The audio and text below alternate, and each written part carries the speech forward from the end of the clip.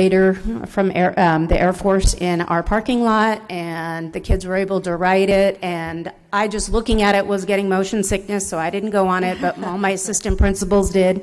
And it was, you know, what it was like to fly in a plane, basically, a jet plane. So they really had some awesome experiences here. Along with that, we have our biodiesel group that has actually, for 10 years, been presenting, I am so sorry about this, been presenting at Petco Park and Science in Your Backyard events. We had, this year alone, over 30 of our students who were actually volunteering and helping this project here, but also those students that go to Petco Park and present at the festival at Petco Park. So, and again, this is in conjunction with UCSD, Dr. Pomeroy. And he's here every week and works with our biodiesel students. And they just do amazing things. If you have seen their presentation, it's extremely impressive. And they actually present every year at UCSD along with college students. And it is a very impressive, it's just impressive to see these young teenagers stand up and present to professors at UCSD these amazing things that they're doing here at Castle Park. And again, we have our International Baccalaureate program that is highly committed to advancing our students and getting that International Baccalaureate diploma. We're one of 2 schools in the district, us and Bonita, that have that program, so we're very proud of that program. And we also have our Science Innovation Academy, which has been working. We have one of the most fabulous teachers who works day and night, and you see some of the pictures up here, and these kids get to experience science in any way, shape, or form you can possibly imagine. There's over 200 programs at countrywide, there's 200 programs, and we were one of the top 13 academies that were recognized in Washington, D.C. for our Science Innovation Academy. So we are very proud of our Academy of Science as well. So that being said, we are committed also to our career and technical programs that we have here. We have 3 full pathways, which we are very proud of. And we have our construction program, which, thank you to the support of Mr. Segura, we've had amazing fairs here that our kids get to experience, the technical and career fair versus just, you know, the college and professional fairs. So we give them different opportunities, and we have a full pathway in construction. We have a full pathway in marketing, which we have partnerships with a lot of the community, including the military base that our kids actually work at, and a lot of them get jobs once they get through our program. And our sports medicine program, which obviously we work very, very closely with Dr. Camerata as you drove up Camerata Lane. And again, these are full pathways, so we're very excited to be able to offer that option to our students as well. And we have reactivated our AVID program this year, and working very closely with the middle school, we are hoping to expand our program for AVID. Our after-school program, Assets, we have about 30 programs that we offer to our students after school on a regular basis, and we serve over 130 to 150 students every day after school. And those of you who know high school students, they usually don't stay after just for that. They usually are here for sports, and we are very proud of that program, that we offer a safe place for our kids to be here and want to be here on a regular basis. And we're at 135% of what we are expected to be at in our after-school program. So we have a very vibrant after-school program, which you can see all the different programs we have that are up on the slideshow over there. And then, of course, since we are in the gym, we're very proud this year of our athletics. As you know, we have a long tradition of athletics here at Castle Park, and we had four sports teams in the winter playoffs.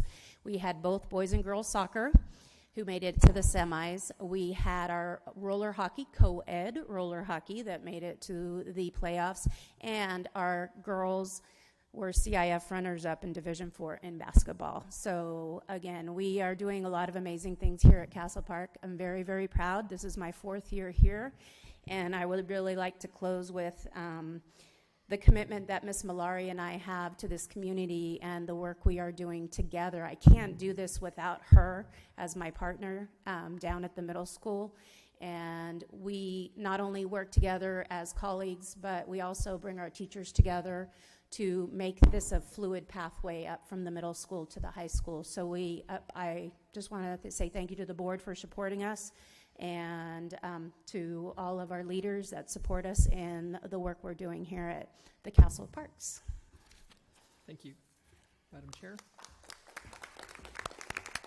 President Hall. Thank you. Comments from the board, Mr. Segura? Thank you. So I just like to say, as you know, I like to thank you, Vicki, for the fine job that you do here, and just like you mentioned at the end, the partnership with Gina down the hill. You guys do incredible collaboration, and it really shows forth in your attendance and the students wanting to come here.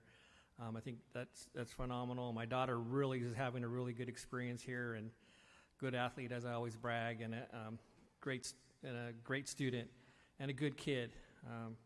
I do keep reminding her to let me know when the father-daughter dance happens, and she said it's been discontinued, so I'm kind of hoping that gets changed. But I really, you're doing a fine job, and I took pictures of the old scoreboard up there, so we should, send it to the guy and see what we can come up with to help out with that.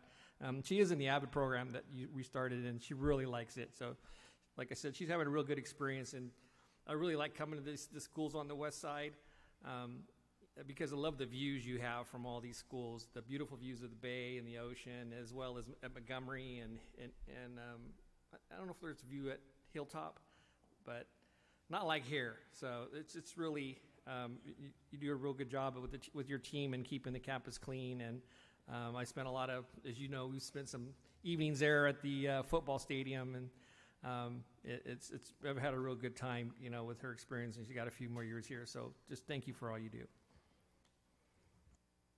Oh, one more thing. Yes, go ahead. And my wife is a graduate alumni of Castle Park High, Dr. Leticia Segura, and her 50 cousins who, that's probably on the low side, graduated from here too. Thank you, Mr. Segura. Would anyone else like to make observation?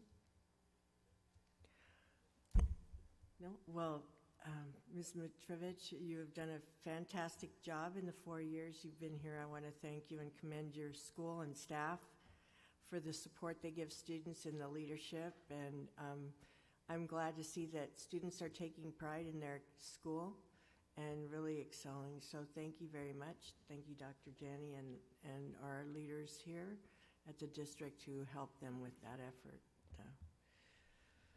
All right, so moving on, we will now have an update from our superintendent, Dr. Thank you. Janney. Thank you very much. Welcome to Castle Park High School, home of the Trojans. You can tell, red and black, and host to our board meeting tonight. We see some new faces in the audience, so thank you for joining us. We really appreciate the preparation Principal Mitrovic and her team accomplished to help make this happen tonight, so thank you very much. Lots of student and staff successes to share tonight. Like Ms. Mitrovic said, her girls' basketball team were runners-up in CIF. We've had several schools win CIF championships banners this winter season. Eastlake High girls soccer won CIF for Open Division. Their coach is Mark Kazire. Bonita Vista High girls basketball team won Division I CIF. Their coach is Tristan Lamb. Olympian girls basketball won Division II CIF, and their coach is Fred Van Heusen. And Southwest High boys basketball 2 games beyond the season. They're headed to the Southern California Regional Semifinals on the road to the state championship. So kudos to the team, and kudos to Coach Steve Sellen, who's been coaching at Southwest High for 30 years. He's been their basketball coach for 30 years. Coaches of the Year, Ed Martin from Montgomery High School Boys Basketball, Coach of the Year for basketball. Mark Kazire was Coach of the Year for girls soccer. And Caroline Talavera from Chula Vista High School is the Coach of the Year for roller hockey. So we want to congratulate them. We've had a banner winter sports season. And then Olympians Keone Thompson was selected as the 2018 Greater San Diego Affiliate winner of the National Center of Women and Informational Technology Award for Aspirations in Computing. That's a long title of an award, but it means that she's really got some skills in computer science principles. And so she is the 2018 Greater San Diego Affiliate winner. Then there's, and that's Bill Gates. And then Eastlake High's Elizabeth Lundgren was notified that she is a finalist for the 2018 Military Child of the Year. She's one of 5 finalists in the entire U.S. Navy. So right here in Eastlake High School. And then finally, Olympians Nicole Opeodu won first place in the statewide creative writing contest sponsored by the California Association of Teachers of English.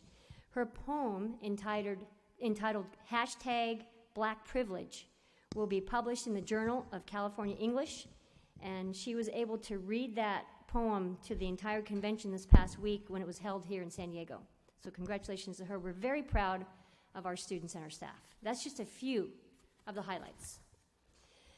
A week ago tonight, we hosted a community forum on school safety in collaboration with our Chula Vista Police Department partners. Approximately 300 community members and staff joined us for that discussion about how schools and our district works together with all of our law enforcement agencies to create safe schools. We know that's on everyone's mind. It's in the media a lot lately. We plan to also hold similar forums in National City and in South San Diego and Imperial Beach after spring break. So that was one in for the Chula Vista kind of area. Even though we invited everyone in the district, we're going to hold another one in National City and one in South San Diego and Imperial Beach. Our message that evening was and is that we believe physical safety is a priority, but we also want to go beyond student and staff's physical safety, and we want to include social and emotional well-being and support in our plan.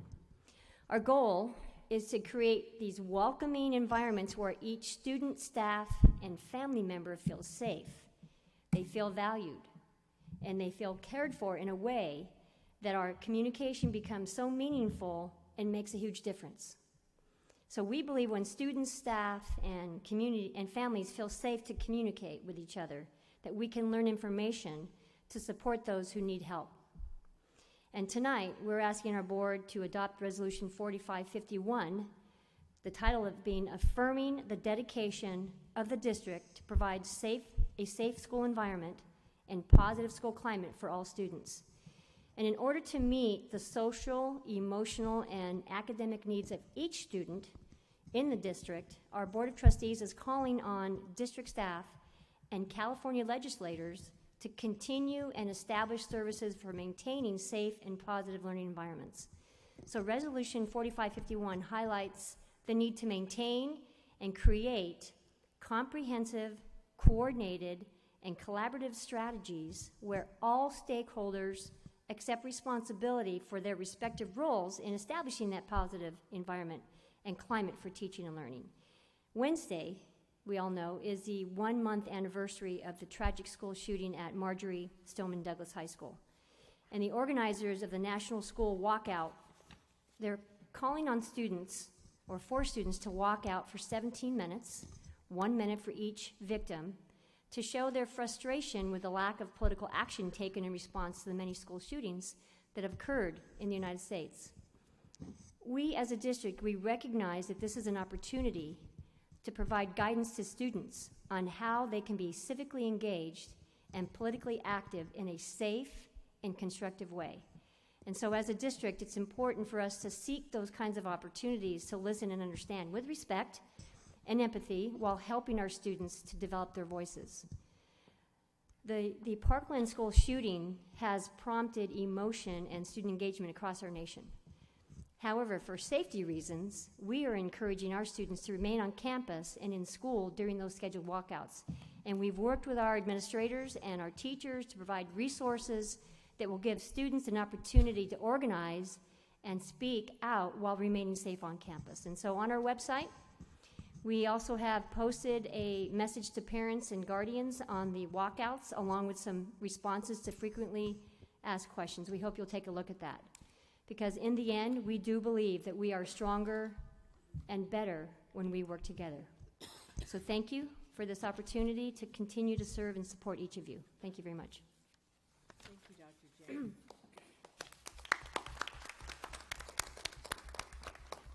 Well, thank you very much, Dr. Janney. And now we'll have an update from our student board representative, Isaiah Irizarry. I'd like to thank Ms. Hall, Dr. Janney, and the board. Hello, everyone. Good evening. For us students, this last week here before spring break is the stretch run. That's why I have this. But I forgot to put sugar in it, and now I don't understand how people drink black coffee. But oh well. So in the past 2-3 weeks, I've been like everywhere. We've recently had our state qualifiers at Bonita Vista for speech and debate. I'm pleased to announce that we qualified a school record 13 competitors, and I hate to say this because it comes off as bragging, but I also made it to the state championship tournaments as well. Thank you. And we, like the importance of this extracurricular activity and what it does, really demonstrates and resonates with a lot of us.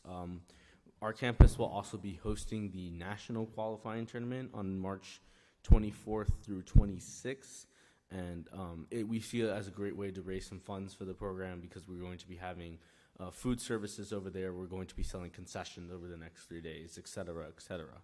But unfortunately, with hosting this, it comes with logistical implications. And one of the concerns that has been brought up, and this has been brought up in the Bonita Vista student body as a whole, we had several non-agenda speakers on it at the last meeting, was the condition of the campus in Bonita Vista. And not just, I understand that there's money issues when it comes to infrastructure, classrooms, building fields. When I played football, I can't tell the amount of times I've rolled my ankle on that field. But it really is the concern about the rat infestation and how much of a magnitude it's truly gotten, where in the opinion of myself and of a lot of members of the student body at Bonita, it is a public safety concern. Because, I grew up in New York, and in New York, what apartment doesn't have rats? And those things are nasty. They spread diseases, they can bite you. They contaminate food, and it's actually gotten so bad that the school has had to impose a 30-day moratorium on eating food in class, even at lunch, because of how, and as well as selling food in classes, because of the nature of the rat infestation, how bad it's gotten. And, some parts are like in the band room, for instance, a lot of people complain that they can hear the rats running through the walls. So, I understand that there's, money issues and stuff like that, but we're really concerned about the rat issue and wondering if there's a way to, kind of put some emergency funds into it, because it's going to come to a point where students start getting, catching more illnesses, or where rats actually start to bite the students because of how bad the situation has gotten. And, and unfortunately, when the board subcommittee meeting I believe it was either last Thursday or the Thursday before that, on the website it said it was open to the public for some reason, but when me and several other students arrived there, we actually found that it was closed and that no access was available, which left us kind of confused because a lot of us wanted to speak about the importance of this facility situation at Bonita Vista and hopefully try to direct some of that money into our classrooms. And I don't know, unfortunately, what the results were. I do think several of them stuck around. They said something about money being directed to general classrooms, but I think it was just unfortunate because of that miscommunication that we weren't able to voice what our concerns on the issue and how to improve the conditions at Bonita Vista High School. And tying it back to the whole hosting thing, our members of our club are concerned that we won't be able to host and raise funds for the school again. So we believe that, of all the issues that to address with infrastructure in Bonita, whether it be, the football field, the band room, the lockers, or the theater, we think that the rat infestation has gotten to a point where it might be considered a crisis. And we, the members of Bonita Vista, are highly considering calling on the board and its subcommittees to investigate and, hopefully determine it as a crisis situation where we would have to, send in pest control in order to really handle it.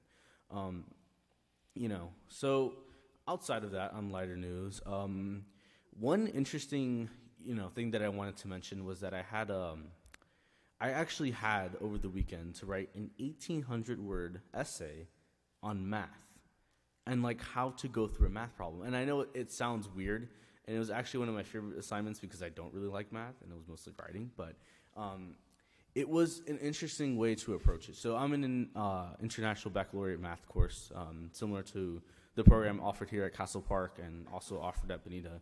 And what interests me, it's called an internal assessment. So you actually go in depth into a problem and you explore it. And the problem that you choose a mathematical problem and you explore it. My friend did the angles using trigonometry, found the angle that a soccer ball would have to be kicked from the corner side of a field in order to enter a goal. Some of my friends did like the probability of drawing certain hands in poker games.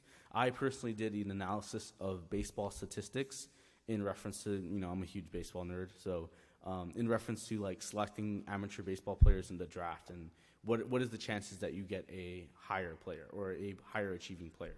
And, having to write about math kind of forced me to think critically in, not just besides the equations for standard deviation and stuff like that, but to think about why I was doing such equations and how they apply in real world scenarios. And I think that's just something that's really great that shows like the diversity of the curriculum across the district. And, that kind of like critical thinking is something that I believe should be expanded more across all curriculums if possible. And I just thought that was, something a bit positive that I wanted to share. And finally, also on good news, the career technical education courses I see have coming along nicely. We recently were passed out sheets to sign up for classes, and I found that Bonita had a new marine biology course as well as a human anatomy course. And even though I'm not planning to major in STEM, I find those very interesting and possibly a possible course I could select for next year. So, those are the conclusions of my report. Thank you. Thank you.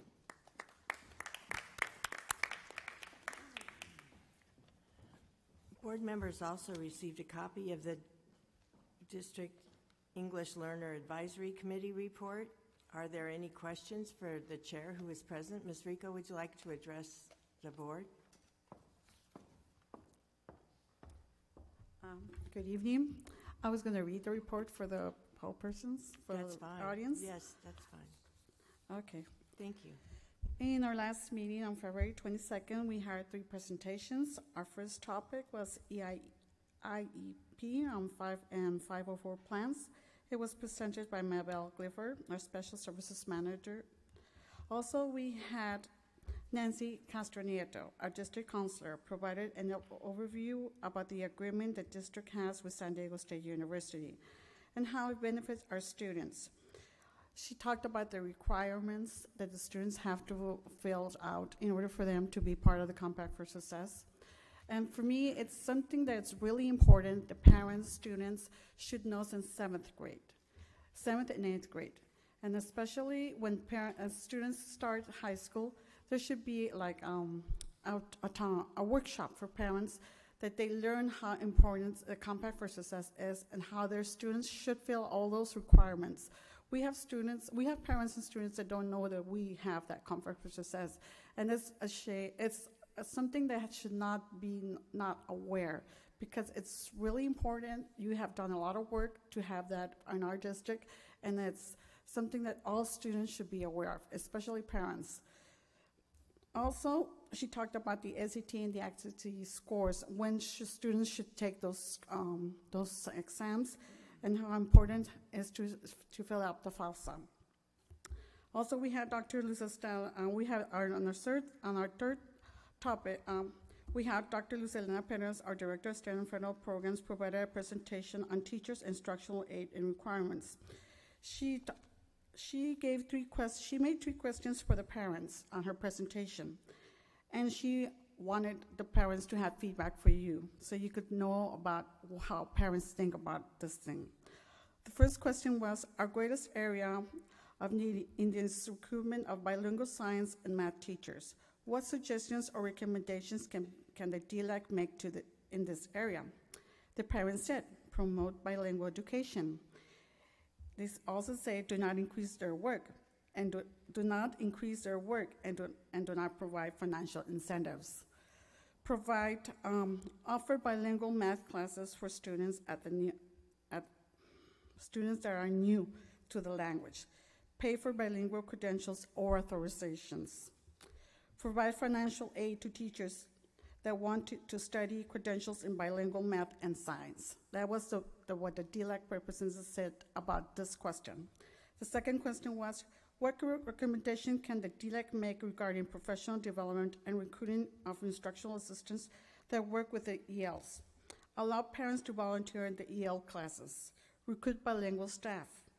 Provide appropriate instructional materials and equipment to classrooms and teachers. That was some of the things parents said in regards to this question. The other question was, what other comments or recommendations can the DLAC make regarding compliance with teacher requirements? Educate parents on EL bilingual teachers' qualifications and provide more incentives to bilingual teachers. Allow college students to volunteer in our district to increase potential recruitment. Recognize bilingual teachers of the year efforts. Increase support and parent involvement so teachers can feel supported by the school and the community. That was what the parents suggested for the DLAC, for the board. Also, I enclosed the DLAC reports so you could analyze what each school has said, how they are going about in their ELACs at the school size. Thank you for your time and dedication and for supporting us as a DLAC committee. Thank you very much. You're welcome. More questions? Any questions from the board? Mr. Pike? I just wanted to say that thank you very much for your report. Excuse me. It's so much more informative than in the past, and it really gives us an idea of what's going on in your meetings and what your parents are thinking, and so we really appreciate that, so thank you very much. Thank you. Thank you very Good. much. Anyone else? Mr. Segura? Yeah, I'd like to thank you for that report as well, and I really liked some of those recommendations that the parents put forth, and we should strongly consider those. Thank you. Thank you. Anyone else? No? Okay. Thank you very Very much. And now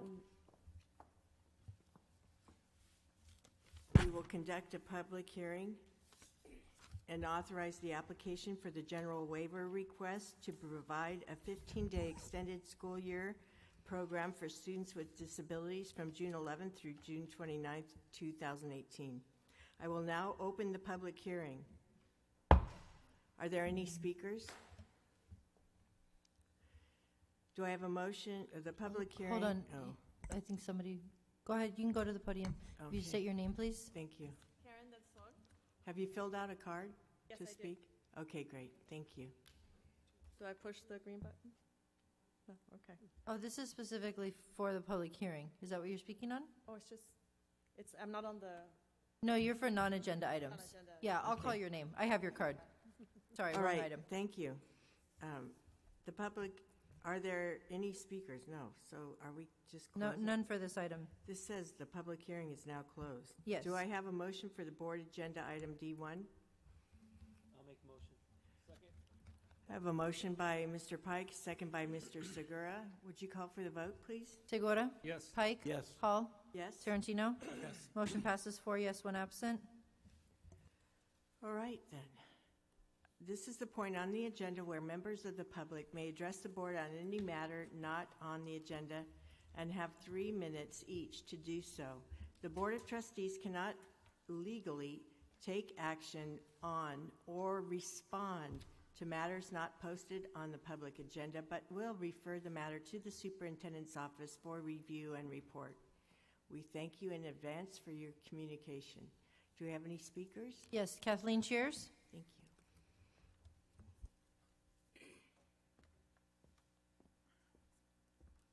Dr. Aguirre, for the master plan for this school, could I recommend a chair lift for the seniors? Between the lungs and the knees, I didn't think I was going to make it up those stairs. Last time I was here was during the Summer League for basketball for girls, And this gym was a hot mess, and that scoreboard didn't work. How do you have a basketball game without a scoreboard? So this is gorgeous, absolutely gorgeous. I have in my hand my granddaughter's cap and gown form. Price tags on there are two separate price tags. One is for $56.15, the other is for $74.95. This does include a few incidentals. $56.15 and $74.95 to wear something for 2 hours. And they have the nerve to add a handling fee of $9.95. Now, you are able to borrow a cap and gown, but I would ask you, how many high school students want to go and say, can I borrow a cap and gown? When one begins to add up the price of the senior experience at Sweetwater High Schools, it is astronomical. The smallest package for senior pictures at Montgomery High School was $199. Grad night, $190. Prom tickets, $35 to $40. Cap and gown, $56 to $74. That doesn't take into consideration the dress, the suit. I guess they still go to dinner. I don't know. We did back in the day. Now think about those seniors who are homeless, who do not have families that can afford these expenses. What of them? And yes, I do know all a student has to do is ask, but how many are too embarrassed to ask? I asked about this at the Montgomery High School School Site Council, and I was told it was ASB's decision, senior class decision.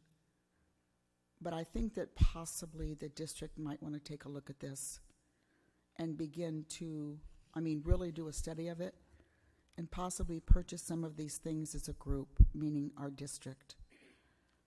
The YMCA recently did that. They found that the different YMCAs were ordering things separately, and there was a recommendation to do it as San Diego, and they were amazed at the amount of money they could save.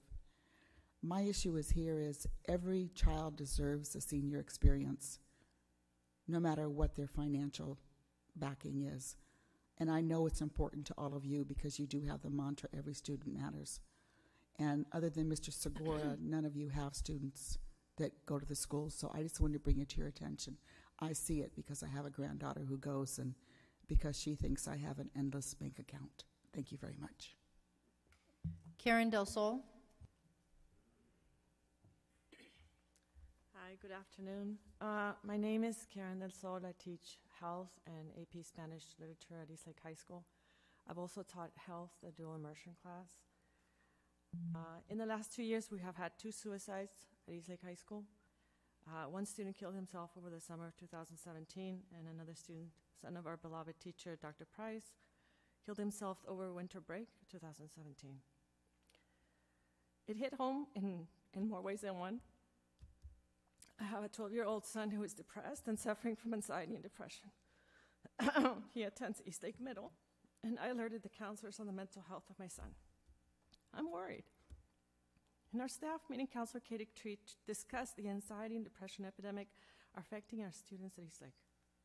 We have all noticed this trend, and it seems to be a growing problem in our school, in our country, and in the world.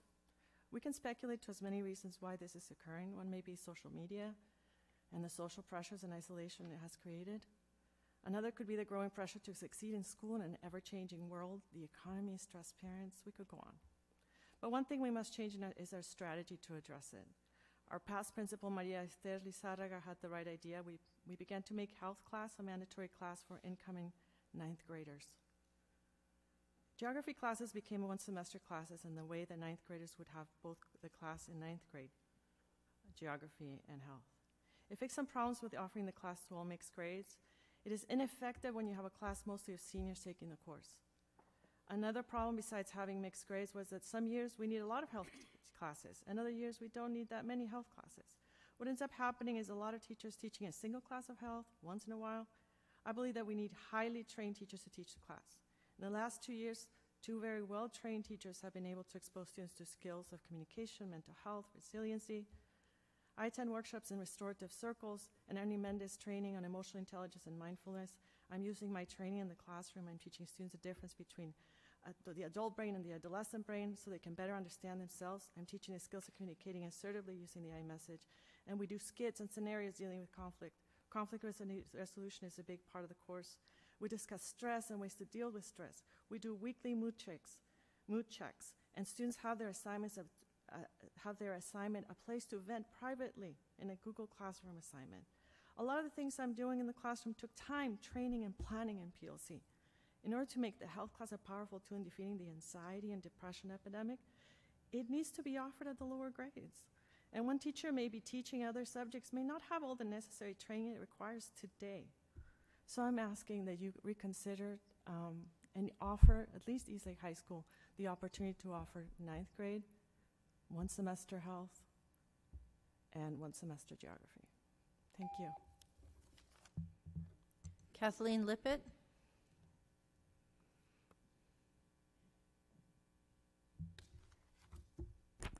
Good evening, Board. My name is Kathleen Lippett. I'm a public health practitioner. She's right about this. Practitioner who has worked to promote sound drug policies that protect youth for over 20 years. I work with PTA, parent groups, community members, churches, and non-marijuana businesses that want to protect their communities and youth from the negative impacts of marijuana commercialization. Recent city council meetings have been disturbing because the voices of community members and parents have been drowned out by marijuana industry profiteers and advocates who seem to have the ear of elected officials. Proposition 64 was not a mandate for marijuana to be sold and produced commercially. Cities have land use authority to say no, and every resident has the state's permission to have their own home grows. Commercial marijuana only adds to the glut of California's marijuana. Plenty of cities in San Diego County have Del Mar, Solana Beach, El Cajon, El Escondido, National City, Poway, and San Marcos have chosen to protect their youth and families by prohibiting marijuana commercial operations.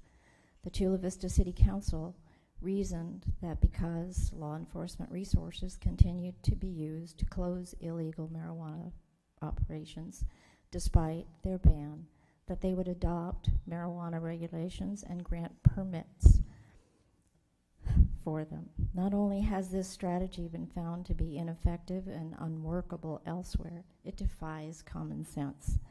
It also simultaneously messages the marijuana industry that Chula Vista will become a pot-friendly city. And it also to youth that responsible adults believe marijuana use is acceptable. The black market doesn't go away with regulations and permitting. It grows it. It's a green light to the industry. Illegal operators are able to hide in plain sight and partner with permitted storefronts. And the illegal operators that are given city permits to operate don't magically become law-abiding, community-friendly businesses overnight. Not unlike big tobacco, targeting youth is a requirement for the industry's long-term viability. The marijuana industry, like big tobacco, also targets other vulnerable populations for the same reason. Minorities, the poor, the uneducated, the sick, the uninformed, the misinformed, concentrating their operations and promotions in low-income neighborhoods. Parents and schools are left to protect youth from marijuana use and give them positive prevention messages because our local, state, and federal officials have become more marijuana friendly. Some school districts are recognizing that adolescent marijuana use, availability, promotion, and normalization compromises the goal of academic use. Students, parents, families, and communities are not made stronger with increased marijuana use. I have a sample resolution that I'll Thank you.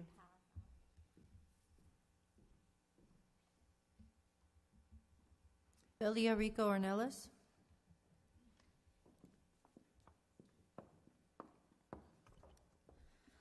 I'm asking for the board if you could authorize more parents to go to the CABE conference. Can you speak on when that item comes up on the agenda? Okay. Okay, thanks. Stuart Payne.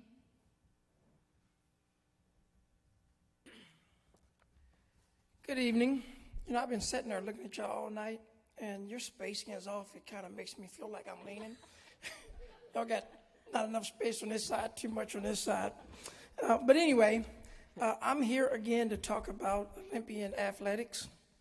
Last board meeting, I informed all of you that there was a CIF violation that occurred in the girls' basketball program. That turned out to be accurate. Do crimes, and children do the time for those crimes. The story goes that a coach, doesn't identify the coach, gave the keys to somebody that doesn't even work for the district. That's a loss of control of your program. I don't care if it was the head coach, the assistant coach, a freshman coach, whoever gave those keys to somebody else to allow those girls to get in that gym, that's a problem. And up until this point, I haven't heard that any adult has been held accountable for that action. In my mind, that's a problem. We've got to stop allowing children to be punished for the actions of adults. One other thing that's a little disturbing is there was a CIF violation in your track program last year. A coach, who happens to also be a teacher, had a student that was not enrolled at the school participating in a practice. That was pointed out to the head coach. The head coach addressed it. I verified with the coach this week. He did report that as a CIF violation. And he was told by the leadership that it was not a CIF violation. And you may recall that Olympians track program prior to this current head coach was sanctioned for that exact thing, having people that were not enrolled in the school participate in a high school practice. So I'm not sure where the breakdown is. Actually, I'm real sure where it's at, actually. And I've identified that to all of you for a couple of years now, and nobody is being held accountable. So, Mr. Tarantino, that's your school. I am calling on you to find out what is going on in that athletic program. I've shared this information with Mrs. Cordero. I reached out to her to find out if she had any update. She did not reach back out, so I don't know if she does, but I'd be interested in finding out what has happened, if anything. Thank you. Thank you. No further speakers. Thank you.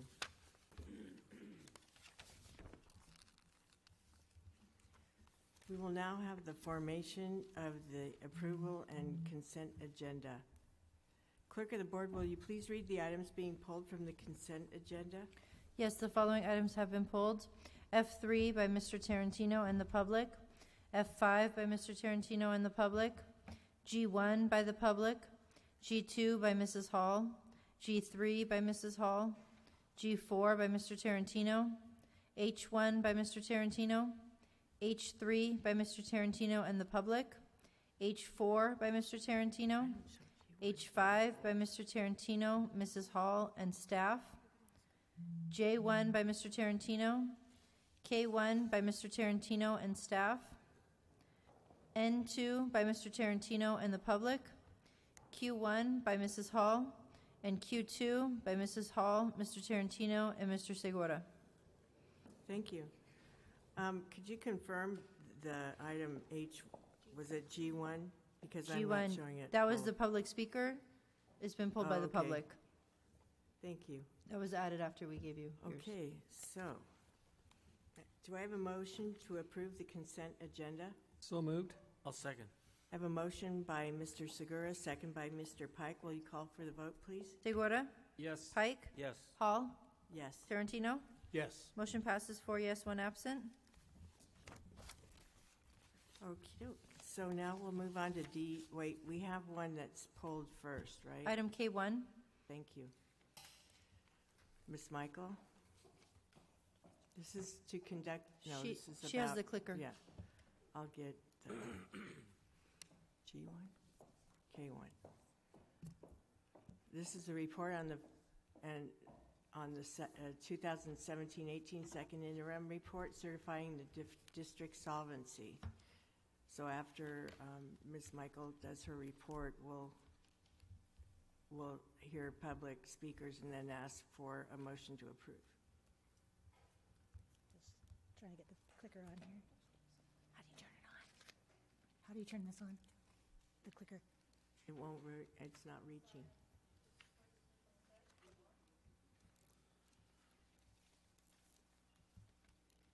Yes, it is. Does everyone have a copy of the handout? We could just look at our handout.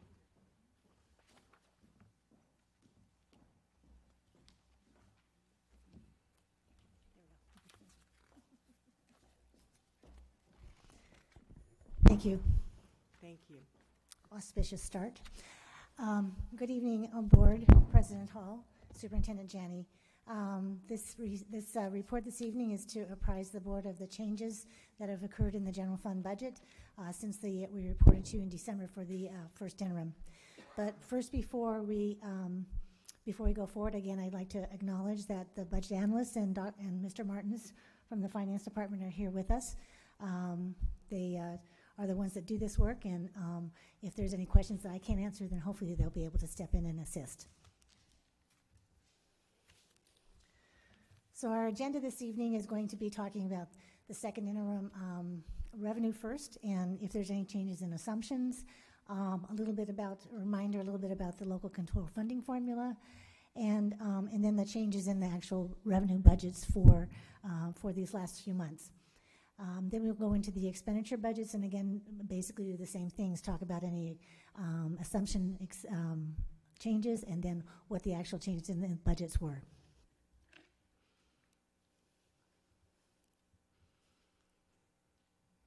So this is just to remind the board again, we have a well over a $450 million general fund expenditure and revenue budgets. And in the revenue area, about 79% of that comes from our local control funding formula, the largest piece of the budget, and followed by that by the state contribution to the district at about 9%.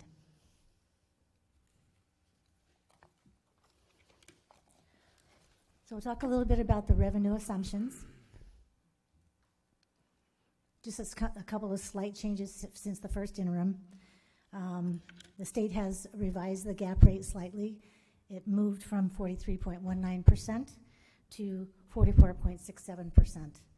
And also, we have a small change in our enrollment in our ADA projections. When at first interim, we used CalPads that was dated the 11th of November. Final CalPads came in December 15th, and there was a slight reduction in the ADA of 37 students.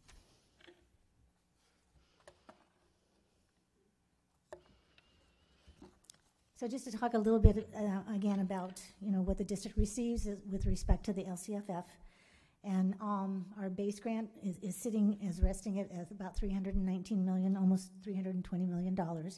And that is about $8,438 per ADA. And of course, our supplemental and concentration calculated a little bit differently than the base grant, and the combination of both of those is the district receives about $1,622 per unduplicated student. So I apologize for the smallness of the slide. What I would like to do is speak a little bit about the unrestricted and the restricted financials, and then go into looking at the combined financial, which is where we will address the changes from first interim. Can I stop you for are there Of handout course. copies of this Yes, PowerPoint on the back table? Yes, there ma'am. are copies on the back table. Yes. No, I got it. It's just I know, some of but you it- can't see. It's too small. But we got it. I figured it out. Thank you. So just a couple of high points on the unrestricted piece of the second interim report. As was presented at the last board meeting with our financial audit, there was an audit adjustment of $3.2 million, which is an adjustment to the beginning balance of the general fund. That was due to the fact that the June payments for our PERS and STIRS, which are actually paid as an auditor's transfer through the County Office of Education, were not processed by the county. Thank you, I'll back up a little bit. Were not processed by the county until July. And so our auditors ask us to please move those expenditures to the proper month, which is the month of June. So that is the audit adjustment. You'll also notice midway down the page that the revenue now exceeds expenditures by a little bit over $800,000. And that is due to the fact that we have now incorporated all of the budget reductions that were approved by the board in January. And so we now find ourselves, rather than being in a deficit position of $2.5 million, we are now relatively balanced at as a surplus of $800,000. We were able to, with the reductions and even with the beginning balance adjustment, we were able to maintain the required reserves of our 2%, which is the $9 billion reserve. We were able to maintain the board approved reserve for PERS and STIRS, which is a little over $4 million. And then, of course, we have to maintain our reserve for our QZAB bonds. So those required reserves have been able to stay in place throughout the duration of this fiscal year.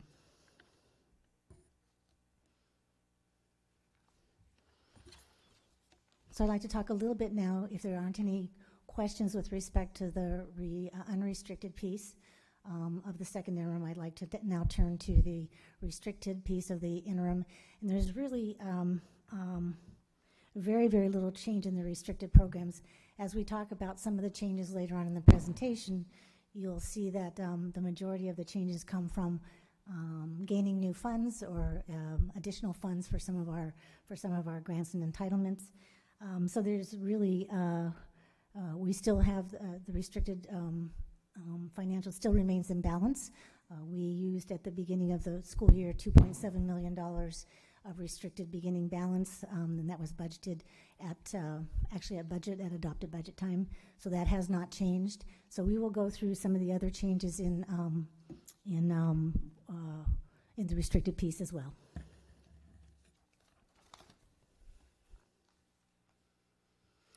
So this is actually the combined financial statement, and this is where we will be addressing the actual changes from first interim for you.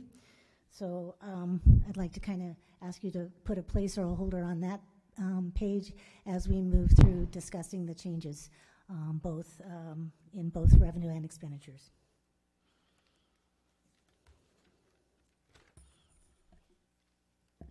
So we'll address the changes in the revenue initially. So our local control funding formula increased by $1.6 million, a little bit over. It was like 1.612. That was, we gained from that very small gap change that I spoke about earlier, we gained about $9,000. And then we were able to reverse the contribution to deferred maintenance fund. That was one of the board-approved budget reductions that we spoke about in January. So that gained back the general fund, the $1.6 million in the local control funding formula area. So our federal funding increased by $1.1 million. And that consisted mainly of our MA, or our Medi-Cal administrative activities. We budgeted an additional $800,000. There's a cash basis budget, so we budgeted a very, very conservative amount in our adopted budget. And as we moved along the year and we received deposits for that particular program, then we increased the budget. So we had received increased cash from adopted budget at about $800,000. And the second piece of the federal revenue is the additional funds that we have received for both Title I's and the Perkins grants. So the state revenue increased by $1.1 million. And the largest part of that was the funding for the California Partnership Academies. We don't generally budget those in the adopted budget.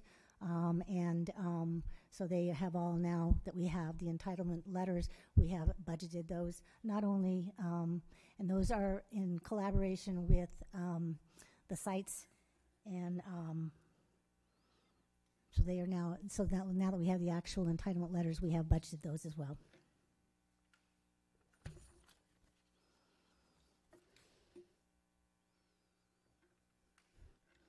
So our local revenue actually, the $769,000 increase is actually just the unrestricted piece. If you'll notice on your financial, the complete change was $829,000.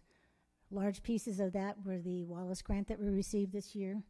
We also received carryover, third-year carryover. The Gates Foundation was posted of $80,000. And then we received some additional funding for our after-school programs that funnel through the County Office of Education, so they're considered a local funding source. The last piece of the revenue that we talk about are the transfers in or transfers out. So as a reminder, when we spoke at first interim, we had informed the board that the Lenovo payment for the 12th graders, the lease for the 12th graders, was not included in our first interim budget. And the commitment was that we would then post that and assure the board that it was in for the second interim. So as a reminder, when you post a capital lease, you have to post. I'm well away from this. Yes. So when you post a capital lease, you have to post the entire lease as proceeds, as an expenditure, and then you also have to post the annual payment. So this is the proceed part of the capital lease that we posted for the 12th grade Lenovos. And then the last piece, so the adult education transfer reclassification, is just a very simple accounting adjustment that we made. It didn't change the contribution or anything monetarily for the adult fund, but at first interim it was posted as a contribution to the adult fund, and it's actually should have been posted as an interfund transfer, so it should have been posted as an expense to our general fund and then a revenue credit to the adult fund. So that's, you'll see later on that we've also made the adjustment in the expenditures. So we're taking it out of the contribution area for revenue, and it will show up in the other outgo in the expenditures when we get to that point.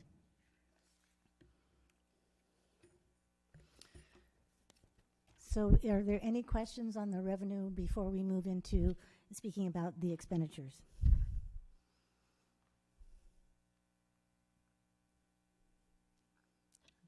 So we'll move then into the expenditures. So again, just a short pie chart, a small pie chart to show you where our money goes. And of course, the majority of our money is wrapped up in classified and certificated salaries and benefits, which total about 86% of the entire budget. So that is the largest piece. Again, as we've mentioned before, we believe 86% is generally very conservative. Most districts are much higher than that. They're usually in the low 90 percentile for the percentage of all expenditures.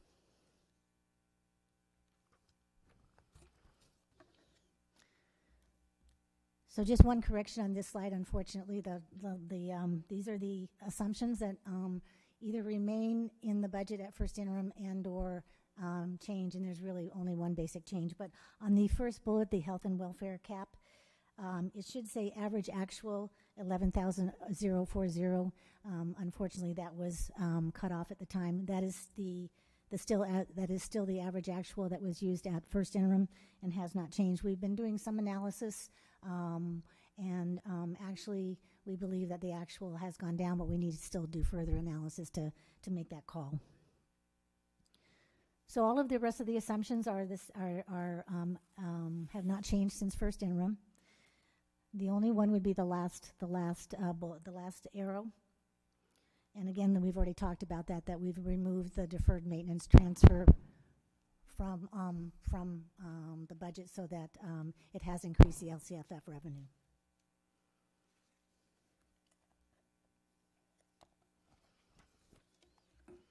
So we're going to talk about changes in the major categories right now.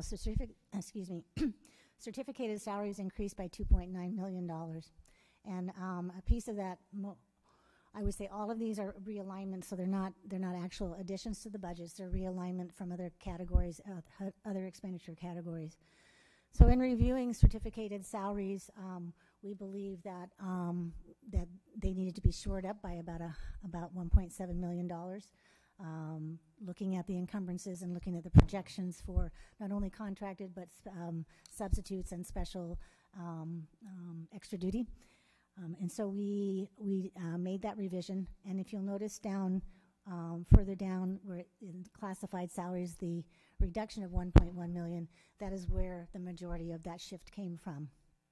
We looked at, again, where we might be over budgeted in some of the areas for extra duty. We looked at positions that are still open that may not be filled and made that shift so that we could feel more comfortable that the certificated salaries were on the right track. We believe that, this is like less than 1% of our entire certificated salary budget, so we believe that we were still fairly accurate, but feel more comfortable with that shift. The other two realignments, Title I and Title III, those were part of what we were, when we had to make the reduction in the supplemental and concentration area of the $1.1 million, a large part of how that was addressed was rather than funding the salaries out of supplemental and concentration, those salaries were moved to Title I and Title III. I understand and I realize the board has not yet received a complete analysis of the reduction of where the reductions came from within the LCAP, and so we will definitely work with state and federal to provide that in a Friday update to you, so you can see the complete movement of where those adjustments were made.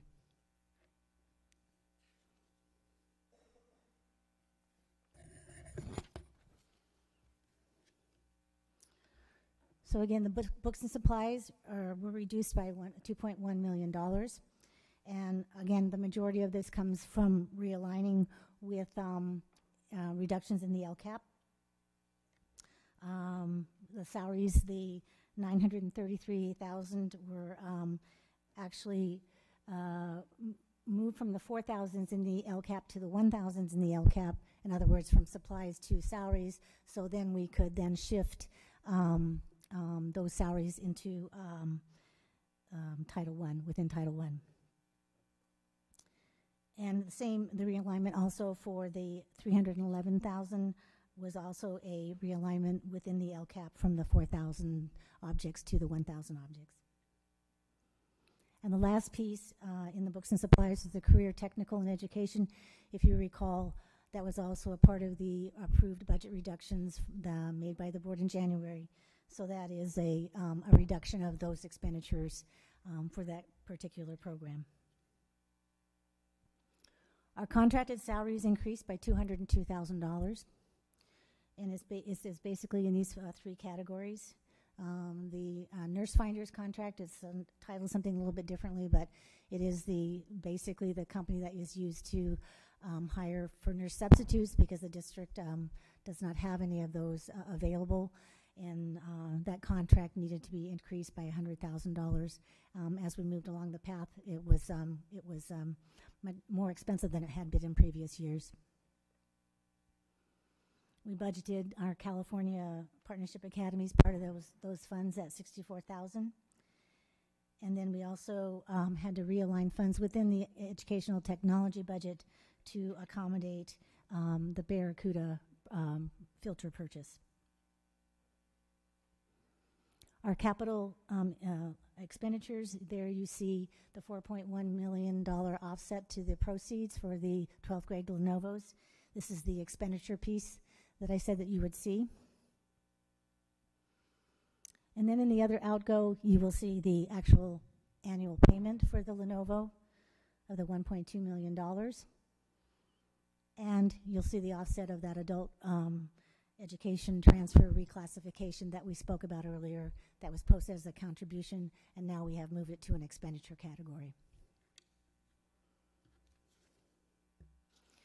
Are there any questions on the expenditures before we move on? So on the books and supplies, I'm just kind of curious. I know I voted on that, but more specifically, what was reduced? If you could tell me on the career technical education reduction, So what programs have we gotten rid of, or what aren't we going to do, or what aren't we supporting? So I'm not real, I don't have the information as to what programs those are, but I would be more than happy to detail that in a Friday update for you, sir. The program people don't know. I have a question. Certainly. I'm confused about the way this is kind of set up on this page. All right. Because are you telling us that out of the category of 4,000 object code, you moved out 2.1 million or reduced it by 2.1 million in the budget? So it was, that particular category was reduced, but it was a realignment, so it was moved to other areas of the budget. For example, when we talk about the salaries from LCAP to Title I, that particular process was a two-step process whereby within Title I, we moved monies from 4,000s to 1,000s, and then we were able to take the LCAP expenditures and move them to Title I. So it was a kind of a multi-step process. So all of these are not budget additions, they are alignments between expenditure categories. So in fact, is that from unrestricted to restricted? That's is correct. Is the LCAP considered unrestricted? LCAP is considered unrestricted, yes, ma'am. So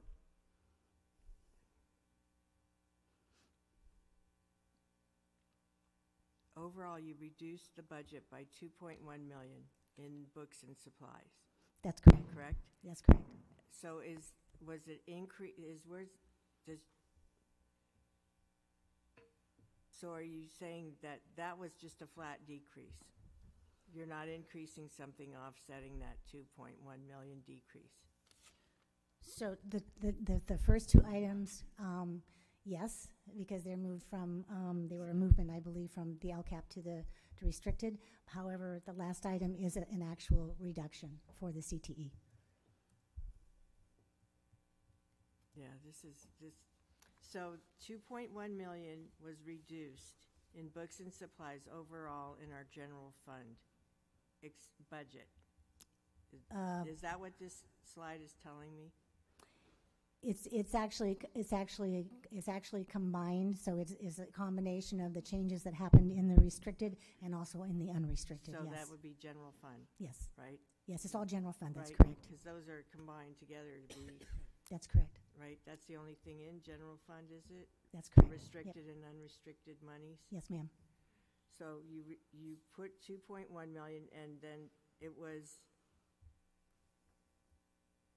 a realignment within these categories, some of them within books and supplies, so you reduce, but I don't see, is there an offset? Am I on a different page where you're showing an increase to the 1,000s? I mean, why is it showing a 933? Is that a net amount?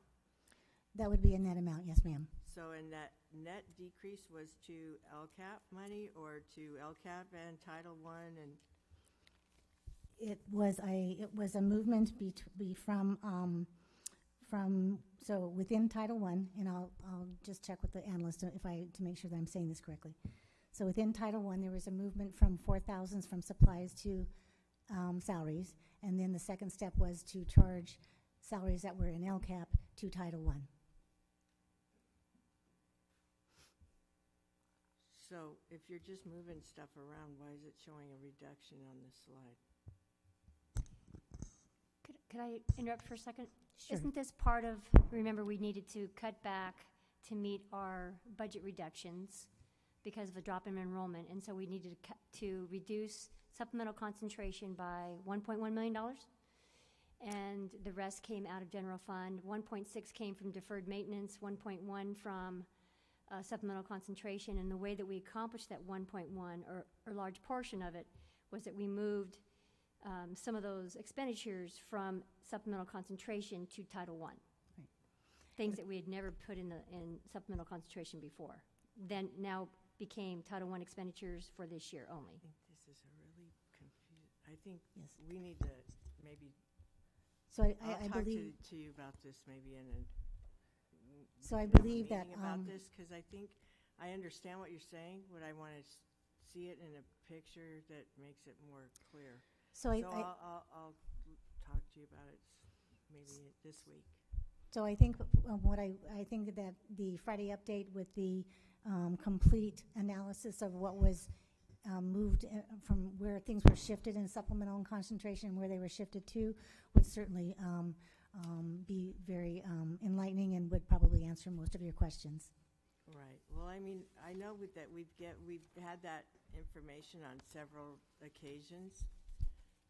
So in this picture, it's just maybe confusing because it's not really clear to me how that's working. So I think I can work with you on that. Absolutely, As Ms. far as, Hall. we'll talk about it. Okay. Basically, what you're saying is that we reduce books and supplies in the general fund by 2.1 million. That's the object code 4000 group, right? That's correct. We increased the 5,000s by 202,000, That's correct. and we spent. There was this a change? The 4.1 million. That was just a reclassification according to what the auditor wanted you to do differently. They wanted you to reflect it differently, and that's why you're showing this. So the 4.1 million is the discussion with the board at first interim was that the 12th grade Lenovo's had not forward with that initiative, and so therefore this is the entry to place it in the budget for second interim. So again, posting a capital lease, you post revenue for the entire lease. So the 3-year lease is going to cost us $4.1 million. So you post revenue for the whole lease, you post expenditures for the entire lease, and then you post the annual payment of $1.2 million, which you see on that page under other outgo. I think I'll have. Yeah. Okay. Thank you. You're welcome. May I just weigh in on the whole books and supplies issue, please? Irizarry, do you have? Yeah. So just a couple things. Like, do you know how this is going to affect textbook availability? In my school site, I cannot speak for others because I haven't asked others on the situation yet. I can possibly follow it up, within the next board meeting. But will it affect? I know my school site has had a lot of classes receive new textbooks. The integrated math curriculum has new textbooks. The IB has new textbooks. AP US History has new textbooks, et cetera. And really the only issues with textbooks being outdated is probably English, but no teachers use textbooks anyway. Will the reduction in yeah, it's actually true, but my English teacher says that he hates textbooks. Yeah. What will the reduction in 2.1 million, is it because there's new textbooks purchased and we don't need to, or is it going to affect the purchase of new textbooks in the future? Or I'm just curious on that. No, these textbooks, number one, are not purchased out of our supplemental and concentration funds. They're purchased out of our base grant because they're for all students. And so this reduction that we had to make in our LCAP does not affect the textbook purchases. The what? The textbook purchases. I don't sound like I feel like I'm loud enough when I'm this far away. The P's are what pop. Maybe you could try just talking above it. Above it? Yeah. All right. How's this? Can you hear me? Can you hear me now? Yes. Okay. All right. All right. So the final piece that we'd like to discuss with you before we close this evening. Wait. I'm sorry. Michael, I'm sorry. Mr. Tarantino has a question. Okay. I'm sorry. Is this realignment, is this something that we always do at second interim, or is this something new for this second interim?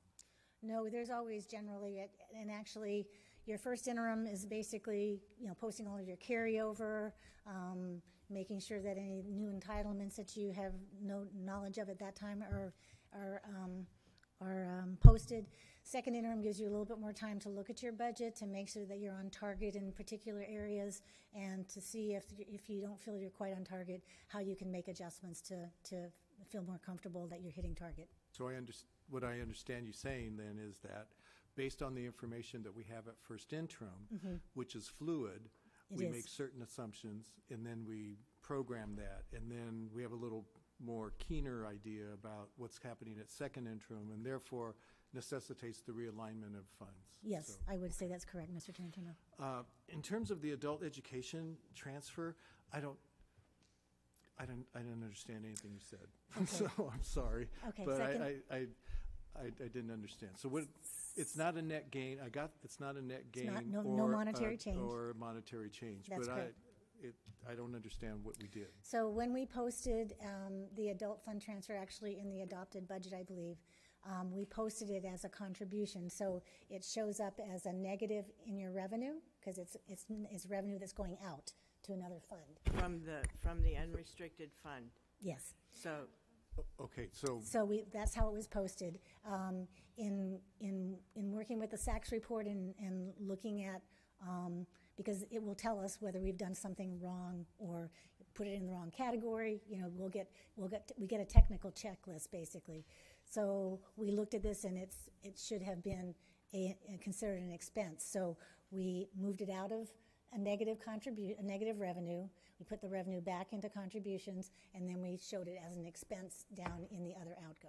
And that was the proper way to address that. okay, so is this the general fund contribution to the adult school parenting program that we're talking about? That is part of it, sir, yes. Part of it. Yes. Okay. All right. The pieces that we put in the adopted budget that the right, board was over $1 million. approved. Yes. Correct? Yes. It was over $1 million. Absolutely it was, yes. Right, and Yes. so what you're doing is showing it as an interfund transfer instead of a contribution? That's correct, absolutely, it's right? just right. So yes. Yes. So it's a different object code, which is how they categorize the expenses and revenues, is by object code, object group, or whatever. So, Yes. So no change really, just the way that it's actually classified rather than a negative revenue. It's a positive expense. And then my last question is about the deferred maintenance. Yes. So so I've kind of lost track. We've given it, we've taken it away, we've given it, now we're taking it away, now we're giving it again? So Not that many takes and gives, but Right. is that the general gist? So So now we we have the full amount that we started with?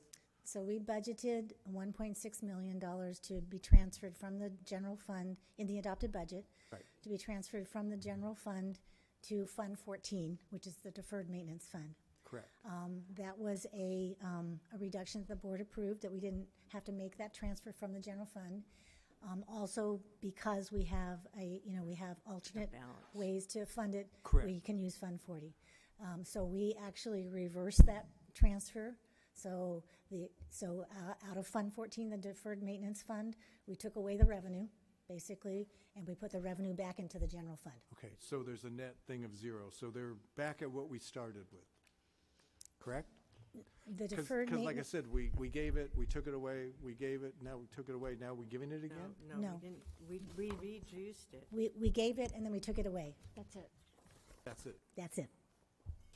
So I think what you're saying is we budgeted it, Yeah, and the and then we were 1.6. over budget, so we moved it, in first interim, we didn't do anything, but in second interim, we budgeted, took it back out of the budget, and it's been replaced, not here, but it's been replaced with Fund 40. Correct. So we just Which came from other funding sources. budgeted it, and then we took it out. This is a taking out phase. But this is what we're looking at here is general fund. What happened in here, you see on this page of your document, your thing, you'll see the 1.6 million here in the adopted budget. But in the first interim and second interim, there is no line item for that because that was where we reduced it. What's happening now is transfers between two funds other than general fund to put that money into deferred maintenance. So you may be looking at something that has to do with that. I'm good, thank you. So if there's no further questions on the expenditures, then we'll move to the final piece of the presentation, which is the multi-year projection. So these are the assumptions that we're using for the multi-year projections. Again, these are based upon the governor's January budget, a point in time, as the board well knows. We anticipate seeing changes again in the May revise. The rumblings that we're hearing is that it may get better for education. There's, the revenues are higher, and so that remains to be seen. But as of right now, it is the assumptions that are placed on the school services dartboard that are incorporated in the budget for the governor's January budget. And so just to kind of talk about a couple of them. So as you know, the gap closure rate will be at full funding in 18-19, so it will be 100%. And then after that, the school districts will receive COLA only. So the COLA, for instance, the COLA in 19-20 right now is estimated to be only at 2.41%. So very low. The COLA is not much higher than 2% over the course of the last 3 years. We use the school services estimate for our mandate cost reimbursement. We use all the published schedules for CalPERS and CalSTRS. Our enrollment projections are, these are the enrollment projections that are produced by the planning department that were presented to the board, I believe in August. So we are using those for the out years. Our ADA rate has gone up to almost 96%, so our attendance ratio is 96%, which is quite good for a secondary school district, quite high. We have one-time mandate funds that we budgeted for next year in 18-19 only, but not in the out years because we don't have any word yet as to whether that will continue. The governor budgets one time every year, it seems, but we never have any word as to whether that's going to continue in the out years.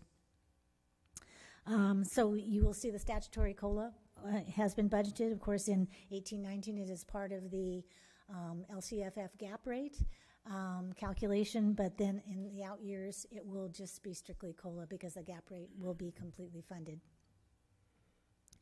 And then we use the mandate block grant dollars and also the California lottery dollars are also estimates that are on the school services dartboard that we use for the out years.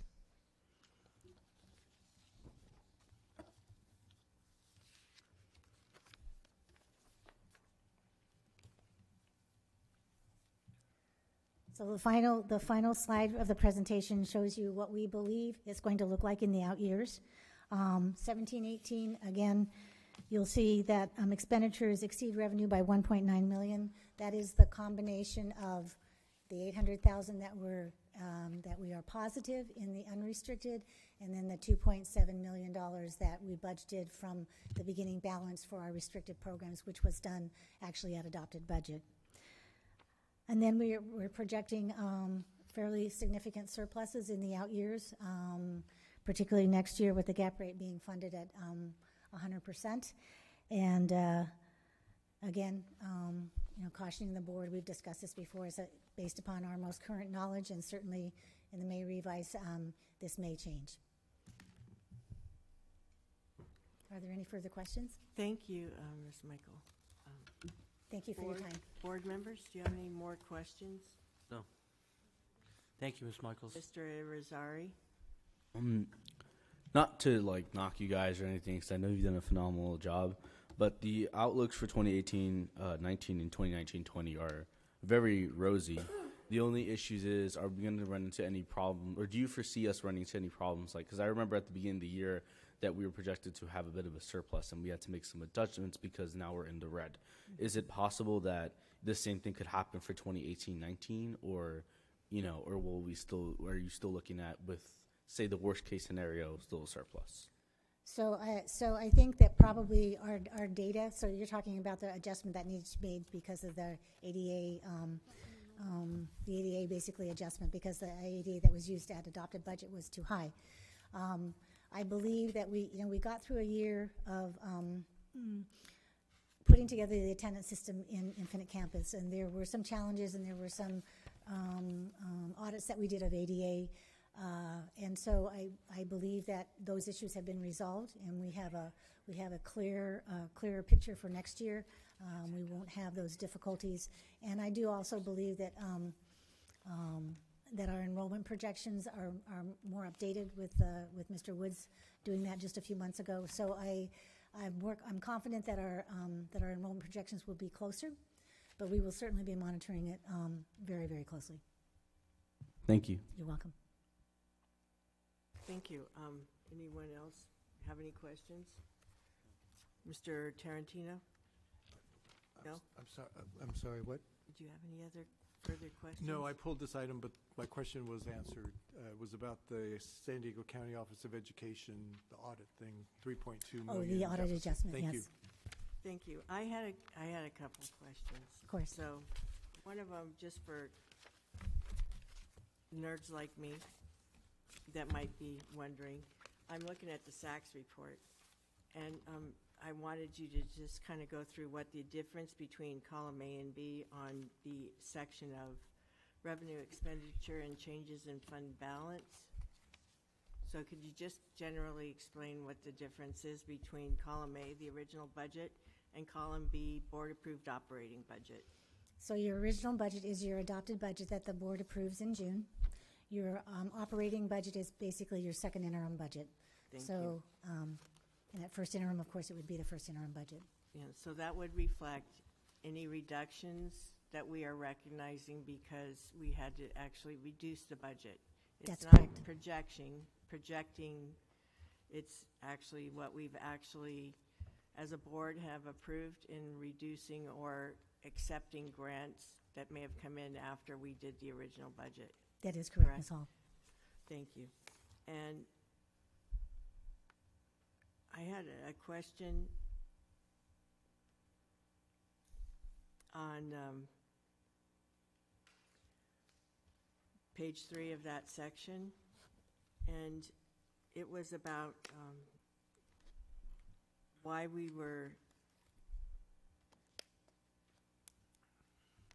on item, well, it's on that third page, and it's under the prior year, not the prior year taxes. It's on the unsecured roll taxes, which is account 80, object code 8042, where in the original budget we had 2.358, well, 2,358,762, and then we increased that to $2,300,062,527 by the, before our board operating budget. So since we had our original budget, we've done an increase. And the actuals to date are even greater than that, but in our projected, we're only projecting our adopted budget. So it kind of goes along with the question I think Mr. Tarantino asked about first interim versus second interim versus the original budget. So, at first interim, do you actually project actuals, or are you projecting more what you budgeted because it's only a quarter into the year, and you're still kind of realigning those? So for the property taxes, it's a little different because there is an actual schedule that we receive periodically from the County Office of Education that is called the J29, and they're estimated property taxes, and they do it for every school district in the county. And so we take that most current schedule. I believe that we get one in April, if I'm not mistaken, Mr. Martins, which we generally use for the adopted budget. Then several months later, it's revised again, and then it's revised a third or fourth time. By the time we close the books, we get an actual schedule of the actual amounts that we will be receiving. But all the rest of the schedules that we receive from the county are basically estimates. So as we receive those schedules, we revise them to the county schedule. This is a bit of an anomaly that the funds that we've actually received are a little bit higher than what the county schedule says that we are estimated to receive. So in that case, I do believe that probably there should be an adjustment to actuals rather than relying on the county schedule. But at the end of the day, when you close the books and you get your schedule after June 30th, those will be your actual taxes, and those are the amounts that are used to close the books. So is that why you have a lesser amount in the projected for the year? Because you expect something to be reduced by the time we have our final numbers? So it is based upon that schedule, and so we would have to actually do some analysis of that revenue account to see where it does not coincide with that schedule that we received. Okay. And one other observation was in the section on the district certification of the interim report. Yes. And it was about the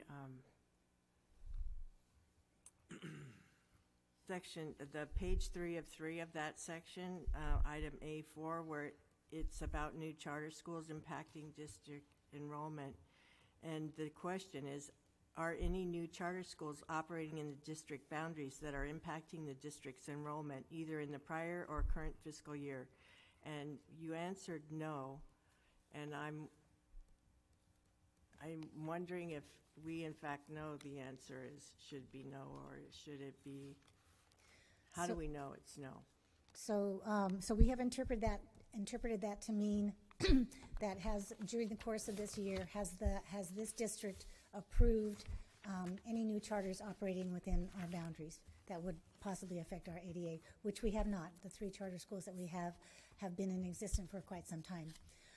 But we are looking into, we have contacted the County Office of Education this afternoon to ensure that interpretation is correct.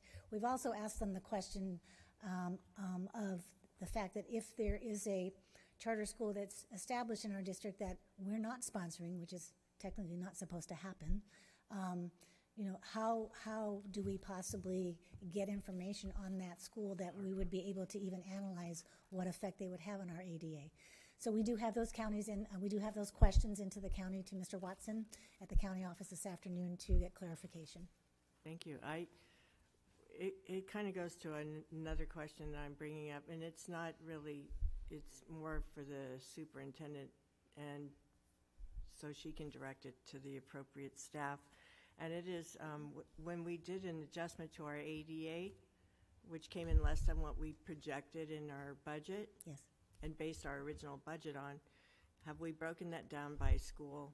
And have we, I know you're working on that, but I'd like to know how that's working, so that we know if there's certain areas that are affected by that decline. And also, I think the only other way to figure out how they're calculating our income by adjusting for any charters is to contact the state, because you'll have to do it as it happens and how they're making their assumptions rather than waiting for a report, because eventually it'll come out on the report of the allocation, just like Title I or things like that.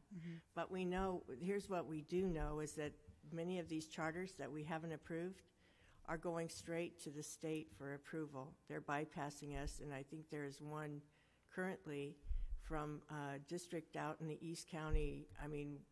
It's a very small district, I think Alpine or Julian, that is going to the state because they have approved a school in La Mesa to be operating on, and that school is going directly to the state for approval because they know they're not getting it from La Mesa. And that's the problem I think that we'll all have, we'll be facing if those continue to be approved at the state level. So I do agree with you, Ms. Hall. That is part of the questions that we also had for the county, because the part of the research that we were able to do this afternoon was the fact that if the state does approve a charter in your district, I don't believe there's notification to that district. And so we don't even know they exist because the state doesn't tell us. So it is a challenge, but we're certainly going to work on it for you.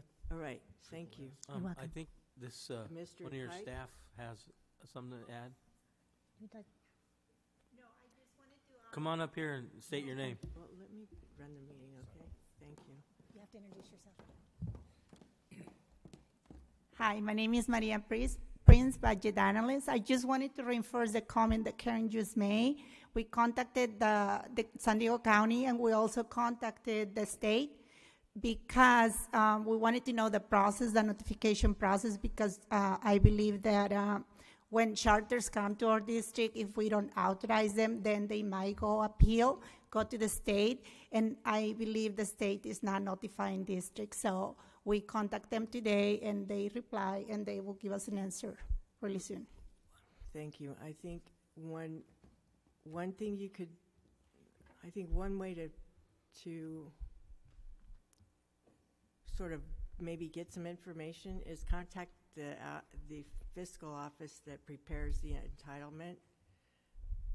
The federal dollars, like for Title I and things like that, because they're going to base it on a projected number based on an application that they submitted to the state. So at least you'll have an idea of where they're pulling those numbers and what they're basing their figures on, because that obviously will be an offset. Their increase will be a decrease to us. Thank you. I appreciate it. Would it be Leslie Sharp? Yeah, I would. Okay. Well, we'll do that tomorrow. Thank you. Okay. Any more questions? No? Thank you for calling that to my attention. I didn't see it. Thank you. All right. So now I'll entertain a motion to approve item K1. I'll move approval. I'll second. Motion by Mr. Tarantino, second by Mr. Segura. Would you call for the vote, please? Segura? Yes. Pike? Yes. Hall? Yes? Tarantino? Yes. Motion passes 4 yes, 1 absent. Okay. So now we have item D1. Excuse me. Oh, we already did D1, sorry. We have item F3, Tarantino. Yes, and I have one public. speaker. Kathleen Cheers?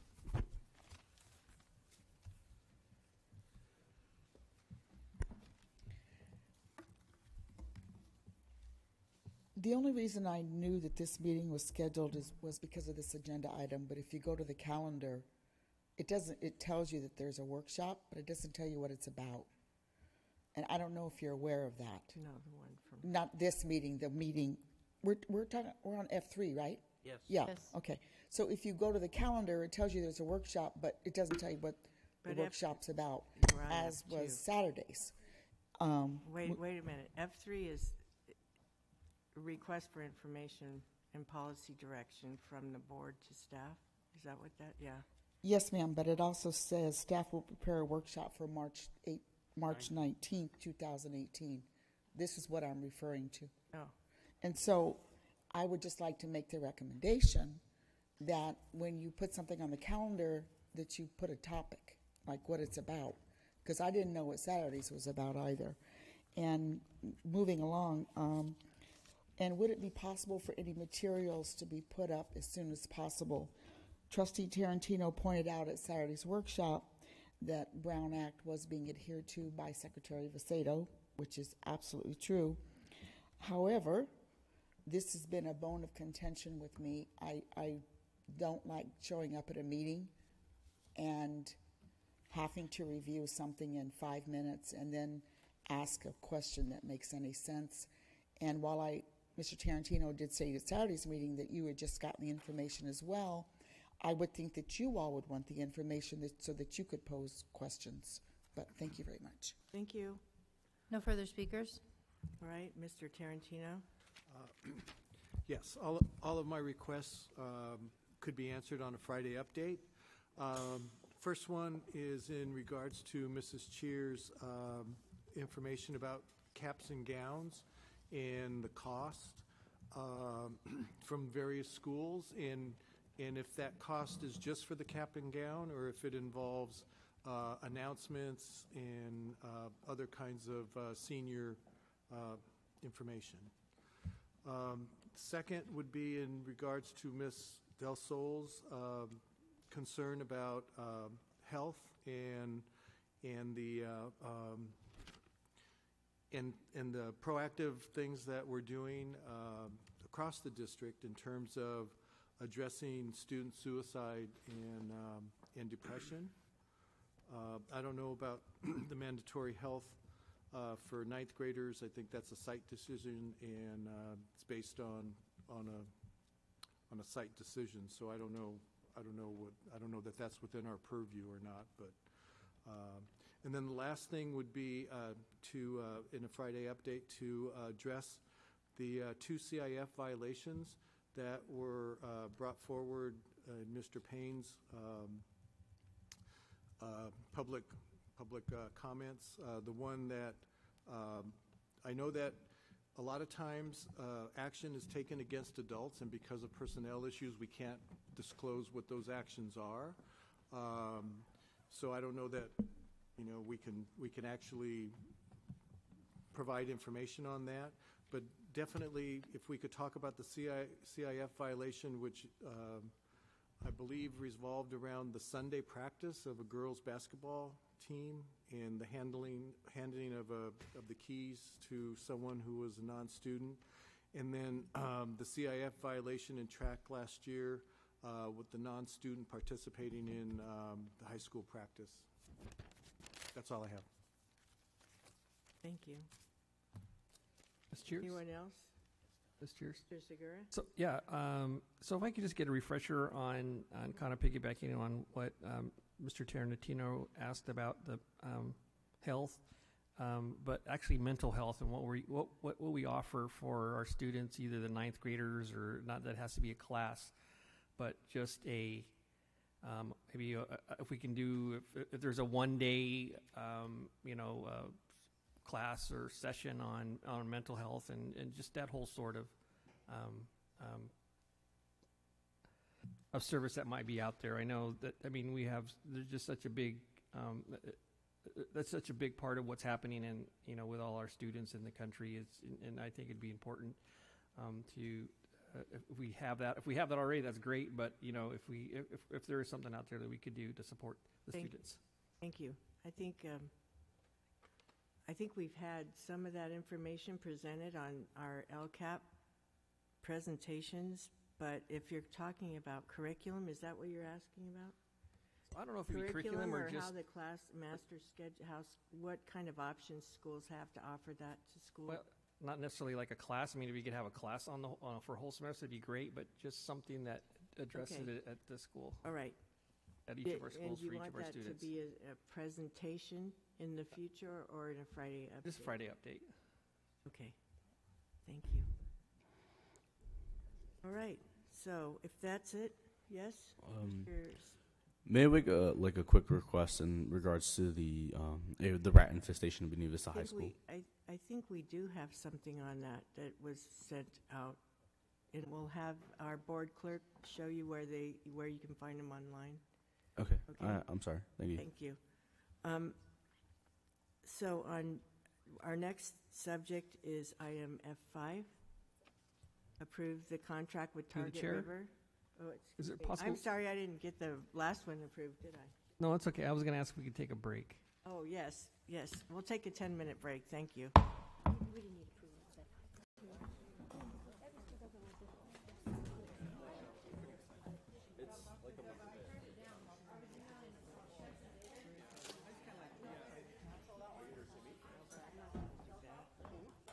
Thank you, Kevin.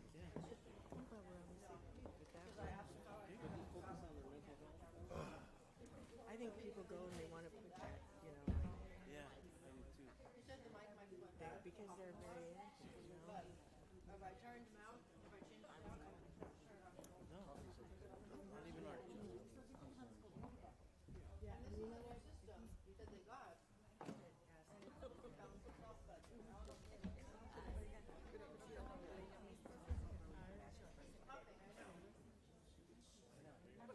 He knows he's going to check them tomorrow. No, I didn't check the superintendent. See that big tall guy right there? Yeah. He's got. Yeah, I'm sorry. I've had a lot of that. I apologize. No, I'm just telling you that they're over there. Okay. Tell your friends. They know, they're aware of it. not a position, but what would you call it? So that we have a real position of advocacy so that we can go out and advocate with our Maybe they just say legislators. what our position is. Okay. Our position on what? On guns and, the guns in school and our new teachers and all that. Okay, All so right, our focus is on all the stuff you said, it actually does talk about that. but that doesn't tell it, well, I guess it does, but in our resolution. Let me think about it, Okay. because I started on Okay. email to you, but my phone died, so now I Because don't have it it. actually has changed a little bit since, so, okay. Since the other day when Yeah. I got my printout? Yep, Oh, okay. yep. Sorry, and I'm in breath from my phone.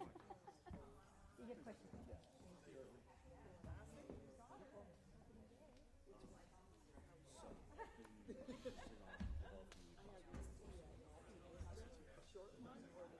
Right now, it's kind of how would I like to talk to board?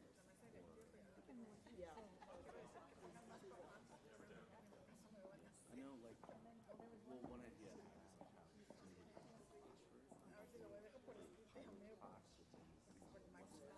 especially with seniors having to take extra classes. But I knew you had a granddaughter because she looks so young, and I knew she was That's my granddaughter's mother. Ah, no tengo que ir descalza y San Council. So how it seems most Tengo que ir descalza y San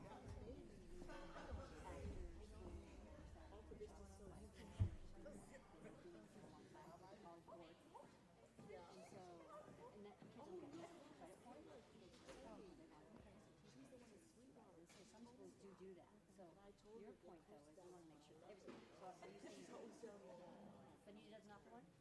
Not that I know of. And like, I think they offer like vacation. It's also difficult for schools. I know how to act. Like I can't attend. So like, that's why I'm in a class where it's Not. Yeah, I totally understand. and because it's every day, it sticks to you. Yeah. So I'm not sure that that is in the letter, but I started to pose the question. On this cover. So right now I'm just looking to bring some seats. Hopefully by then we'll have like a full draft done. Okay. And I'll also speak to like teachers and students. Yeah. And run it through on this album. Cool. You're welcome. And then the last thing is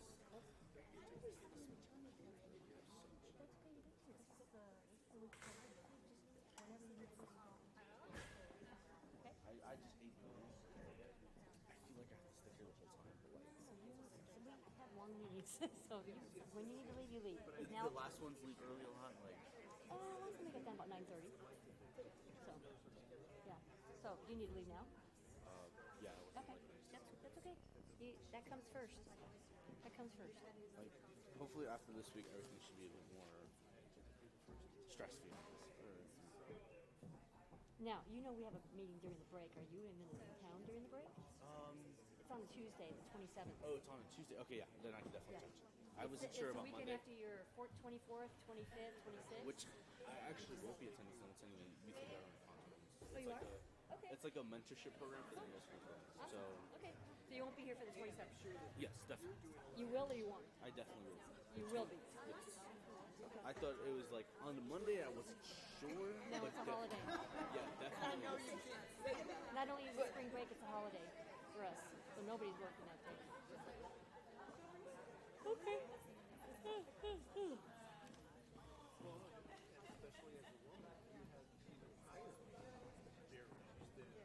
All right. See you later, Isaiah.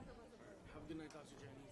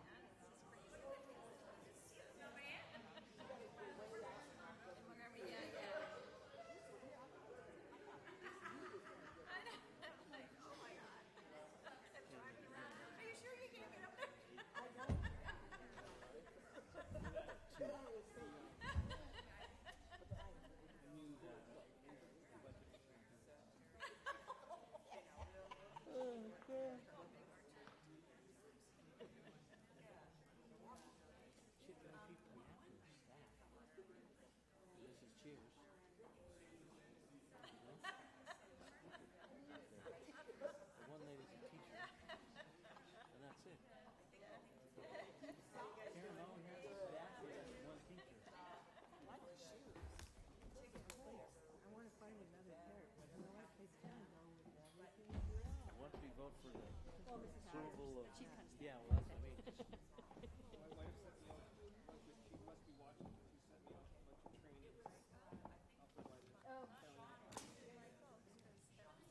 Oh, their sandwiches,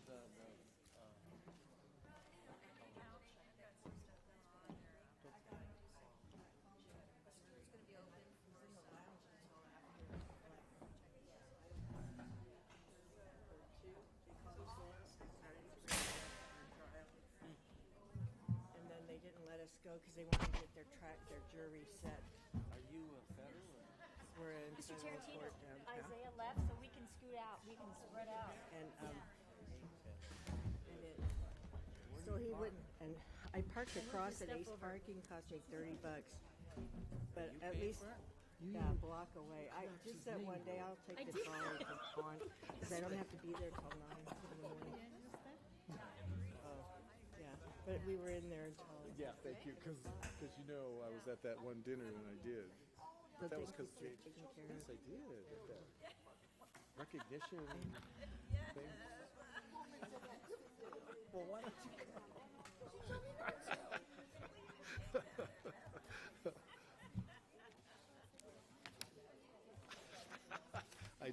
I do need a handler.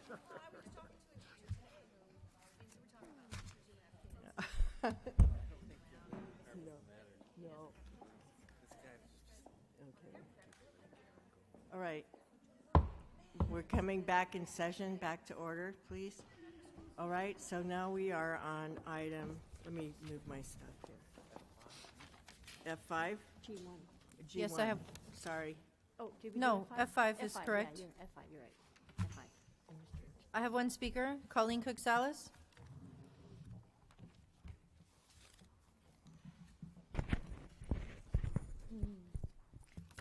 Good evening, President Hall, board members, Superintendent Janney. My name is Colleen Cook-Salas. I live at 210 I Street in Chula Vista, and I'm a teacher, 30-year teacher at Mar Vista Academy. And I'm talking with you about this. Interestingly enough, it absolutely relates to the conversation you just had about charter schools. Because my suggestion, if you, oh, Ms. Michael wasn't even here. Oh my gosh. She's not feeling well. If you want to know where the charter schools are in your district, ask the schools, because they know how many kids they're expected to get, and when they don't come, they find out where they are. So they find out where the charter schools are. So that might be something to think about as ask your schools. At Mar Vista Academy, we could tell you that we do have charter schools within our district and within the limits of our district, and it's called IB Charter. And they took a lot of teachers away from our school last year, and it looks like it'll be happening again. So, which brings me to this item, Target River Marketing. Sounds like a great idea. I'm just a little confused. The feeder districts, it says, including to list South Bay Union, have also worked with Target River and had successful campaigns. I can only say that if their campaign was to work for their IB charter, yeah, it was pretty successful, which leads me to think that why are we working at cross purposes then? Are they still working with South Bay? Because that's our problem right now. Our charter school issue at Mar Vista Academy is the IB charter and in the South Bay Union. So I was just curious how it works when you hire a company that's might be working at cross purposes with another district. Thank you. Thank you. No further speakers. Pulled by Mr. Tarantino. Yeah, and I just wanted to say that I saw the work of this company through the commercial that they made for Chula Vista Elementary School District. It was aired on CNN a number of times, and I can tell you that until I saw the logo of the district, I thought it was for a charter school. It was slick, it was concise, it was very well done. And so if they do a job for us like they did for Chula Vista Elementary, I think we'll be well served. And it did, to address Ms. Cook-Salas's concerns, it did address the fact that that public schools, they did advocate for public schools, and that these kinds of programs are available in our public schools and more opportunities. So I was just glad to see that we're going to use them. That was all. Thank you. Thank you. I'd like to ask. Madam President? Yeah. Oh, Mr. Segura, go ahead. Thank you. I had a question. I know I didn't pull it, but the question that came to me when I was looking through the contract again was, is there, I believe it's a 4-month campaign. I believe that's true. And then I just want to know if there's going to be any measurement of their goal is 6 million impressions, and want to know, if they don't get 6 million, or they don't do 3, or if there's any kind of language in there that if they're not, hitting the targets like they have, that they don't get paid. Thank you. Would you like to answer that, Mr. Rubio? Yes. Good evening, Mrs. Hall, trustees, and Dr. Janney. This organization, as was mentioned, has worked with several of our partners around the county, not just Chula Vista and South Bay. And part of the measurement that we do is obviously the number of times it's put out. So that'll be something that we're measured. What you're not seeing kind of behind the scenes that's happening already is we've shared with them a number of story ideas, intro into our website, into all of our social media platforms. So they're already gearing up to do this, pending the approval, obviously, tonight. And so what we'll then get from them is the analytics, which basically says here's the number of times that it was put out there and the number of viewers that it was taken to. One of the things that Chula Vista Elementary I know did was their target was specifically around enrollment. And so what we're doing something similar. We're setting up a special phone number and website offshoot off of our website. So when traffic goes to that website or calls come into that specific phone number, so at the end of a TV commercial, you'll see call the number 691, whatever the number is, we'll be able to directly attribute it to this campaign.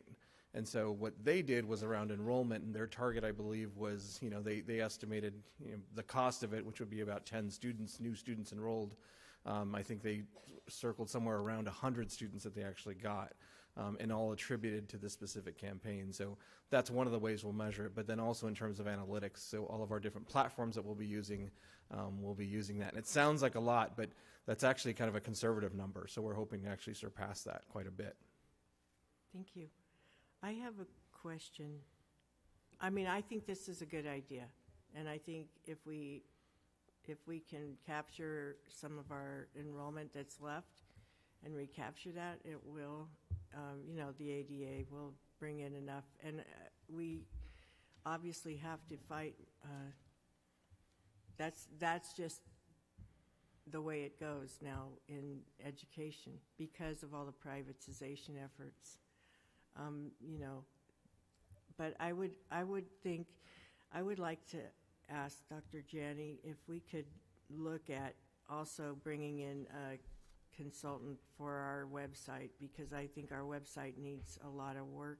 It needs to be, I noticed in searching for things, a lot of the pages are from referring to 2015, 16, or data that's published from 2015, 16 from the prior year on some of the data bank pages that we have. So I think we really need to work on that. So I'd like to see if we can maybe help with that somehow in a similar manner. So that's all I have to say. Thank you. Would you like to add anything else? Anyone? Okay. I'll ask for a motion to approve item F5. I'll make a motion. I'll second. Motion by Pike, seconded by Mr. Tarantino. Call for the vote, please. Segura? Yes. Pike? Yes. Hall? Yes. Tarantino? Yes. Motion passes 4 yes, 1 absent. Okay, now we're to item G1. Yes, I have one speaker, Velia Rico Ornelas. Good evening. My name is. I'm here for the parents. In regards to this conference, we really would like more parents to assist to this conference. It's a conference that many parents would take a really good advantage to it and take all this information to the school. We have a lot of parents that are really involved in their schools and really love going to this conference. They go back to the schools. All the information they share it with the parents. So sincerely, 6 parents is not a lot of parents. We need more parents. They had 30 applications for parents to go to this conference. So I think we could get 15 parents or 20 parents. It would be really nice because remember, we are number 3 goals, so we need to have parents educated for us kids to be successful. Thank you. Thank you. No further speakers? Okay. Any comments from the board? All right, I'll make a motion to, or I'll ask for a motion to approve. Or Dr. Janney, did you want to make a comment? Sorry. I was just going to see if Ms. Alvarez wanted to explain further about what our goal and our plan this year is. Yeah. Please, Ms. Alvarez. Good evening, President Hall. That sounds good to say. President Hall, trustees, Dr. Janney.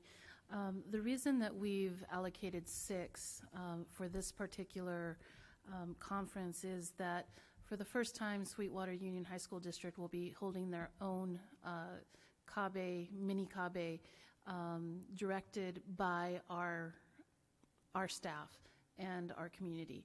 So we will be holding a parent symposium that addresses many of the same topics that will be offered actually at CABE within our own school district.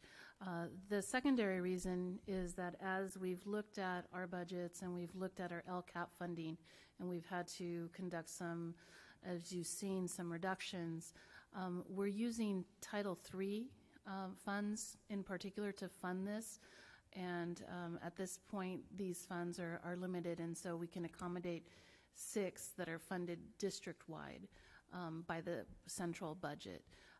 Our goal is really to empower parents to act locally and bring back the information. We are sending one of our assistant principals with the parents to ensure that they're supported, and it's a small group to support, and then they'll come back and present to the DLAC and the members. Next year, the CABE will be in Anaheim, and so it'll be much closer, much more cost-effective. And once again, we will be providing a parent symposium in the spring for 2019. Thank you. Let me just add also that when we've checked in with our neighboring districts, typically our neighboring districts, our feeder districts, send their DLAC officers to these conferences, whether they're in Anaheim or San Francisco or in San Diego. And this year we try to take an approach where the DLAC president goes, and then the 30 applications went to a process where we looked to pick 1 parent from every trustee area. So that they're representing their trustee area, coming back and sharing at the DLAC, and obviously their school too, and maybe even have a session at our own symposium, the parents that went. So that's our goal. And just as a follow-up for those, we did have 2 trustee areas where we did not receive any applications even after extending the time, and so we did allocate additional allocations to those that had more applicants. Okay, thank you. Maybe you could, okay, thank you. Mr. Segura? Yes, so I understand and appreciate what you just said and mindful of the budget. And I understand what you're saying about them coming here, having a conference here, but I think it's critically important for these parents and volunteers to go to other places such as Sacramento. I guess that's where it's at this year, and talk to other people that are experiencing the same situation. So it's just not in our area. And I think it's just important. To me, it's worth the sending. If we could send a couple more, that'd be great. But I just think it's so important to send parents out of our area to so they can talk to other parents who are experiencing and maybe get some ideas that they're not going to get talking to the community around us. Thank you. Any further discussion? So, do I have a motion to approve this item? So I'd make a motion, but I want to add a couple additional parents. Well, the issue Can I do that off of that, or well, no? I don't, I think what we're, Dr. Janney?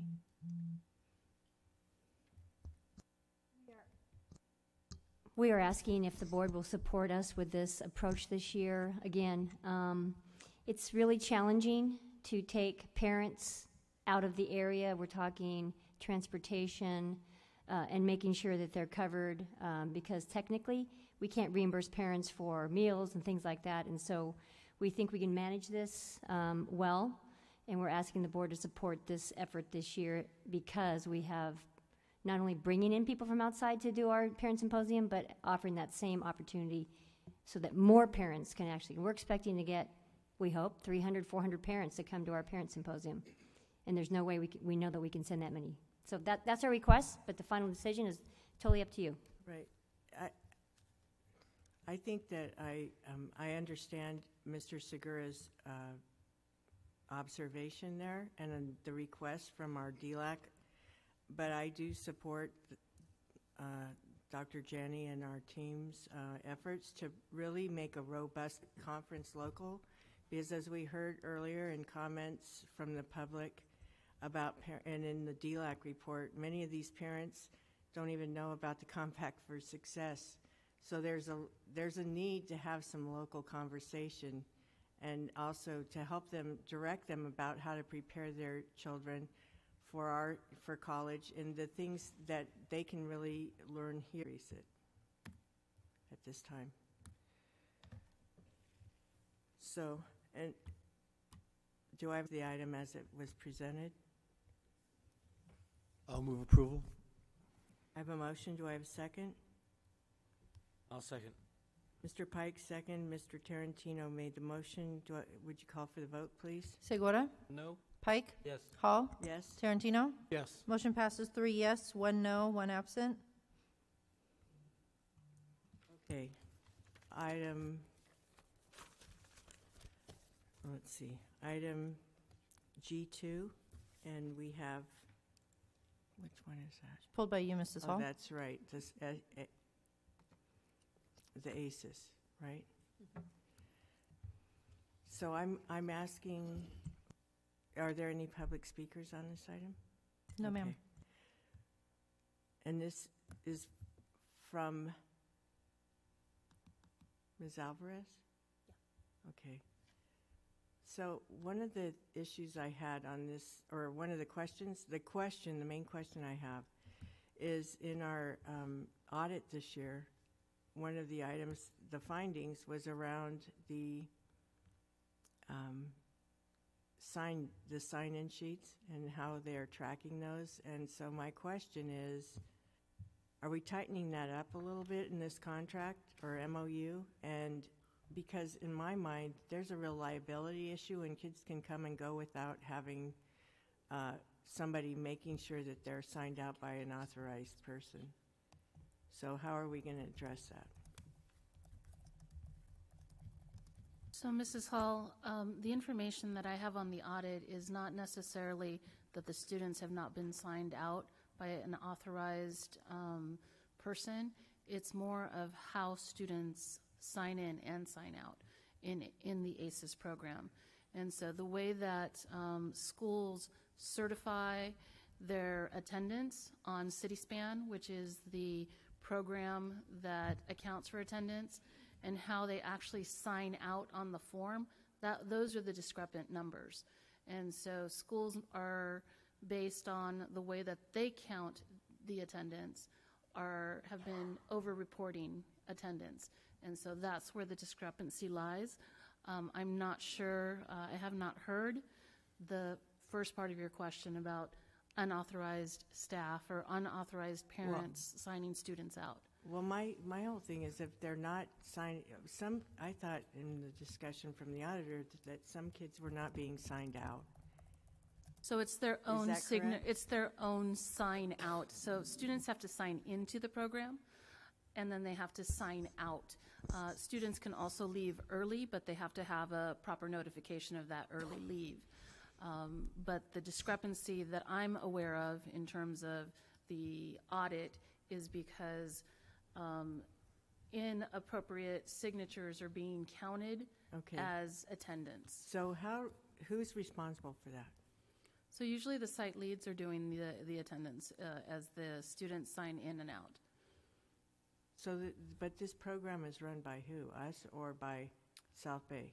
By us. By us. By us? Okay. So how are we going to make sure that So we're training staff to ensure that the sign-in, sign-out procedures are followed appropriately and that they're counted appropriately. Are we going to audit that? How are we going to audit it differently from our internal auditor or this year to make sure that? Yes, we are having conversations of how to approach that and to ensure that there aren't these discrepancies so that we do not overestimate the number of students that are attending. Okay. So can I add to that? Yes, sure. Please. Yes. So with the audit findings, Ms. Martinez will be working with the after-school program leads so that we're following our own policy about how students get signed out. It was more of a signing out thing with the most recent audit, and so Ms. Martinez is going to be working with the site leads and Dr. Perez's office to ensure that everyone's well-trained. Okay. And then they're going to follow up with their periodic audits Okay. of the after-school programs. Mr. Segura? I was just going to mention that what I understood what the issue was as Anna Marie mentioned, was the having the proper documentation for early release.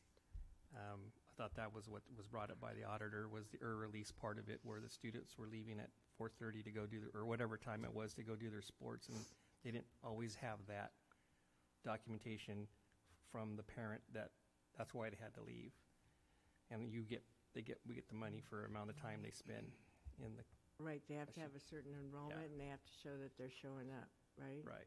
But it's the documentation, and so they're releasing them without having it documented is the problem to me, right? Whether it's for sports or whatever. I mean, I know it's easy for the parent to pull up to the school and the kid waiting by the fence to run out, but, that's not safe for kids because we don't really have a check-in to see who that is in the car waiting for that kid to run out. You know what I'm saying? So we really have to make sure that they're checking those documents before a kid walks off campus. And it sounds like the superintendent and staff have a plan to address that, so thank you. All right, so now I will entertain a motion to approve item G2. I'll make a motion to approve item G2. I'll second. Motion by Segura, second by Pike. Would you call for the vote, please? Segura? Yes. Pike? Yes. Hall? Yes? Tarantino? Yes. Motion passes 4 yes, 1 absent. Okay, so was I the one pulling that? The next item, I'm fine with it. I don't need to pull it. Yeah, then you can just vote on I'll it. just entertain a motion for item G3. I'll make the motion to approve G3. Okay. I'll second. Motion by Segura, second by Pike. Call for the vote, please. Segura? Yes. Pike? Yes. Hall? Yes. Tarantino? Yes. Motion passes 4 yes, 1 absent. H1, I'm sorry, G4, G4. pulled by Mr. Tarantino. Oh, that little X over there. Thank you, President Hall. I had a couple questions. First of all, my first question is how is this program different from our current practice of selecting candidates via our Aspiring Administrators Program? That's the first question. Do you want me to list them all, Dr. Carberry, or do you want to do one at a time? Maybe one at a time. Okay, all right. So how is this different than selecting candidates for principal? Sorry. I didn't mean to. It's Jenny's fault. I didn't mean to unhinge you. Oh, that was good. That was good. Was that good? So how is it different from our selection process via this? So it's another metric point for us as in the process. As you may recall, we've been part of the Wallace Grant which is our work with San Diego State and our feeder district, as well as San Diego Unified. And in our workshops and trainings over the last 2 years, identifying those characteristics that have high probabilities of success as in the principalship. And if you look through the contract and the areas that we get assessment from, and these are self-assessments the candidates do themselves.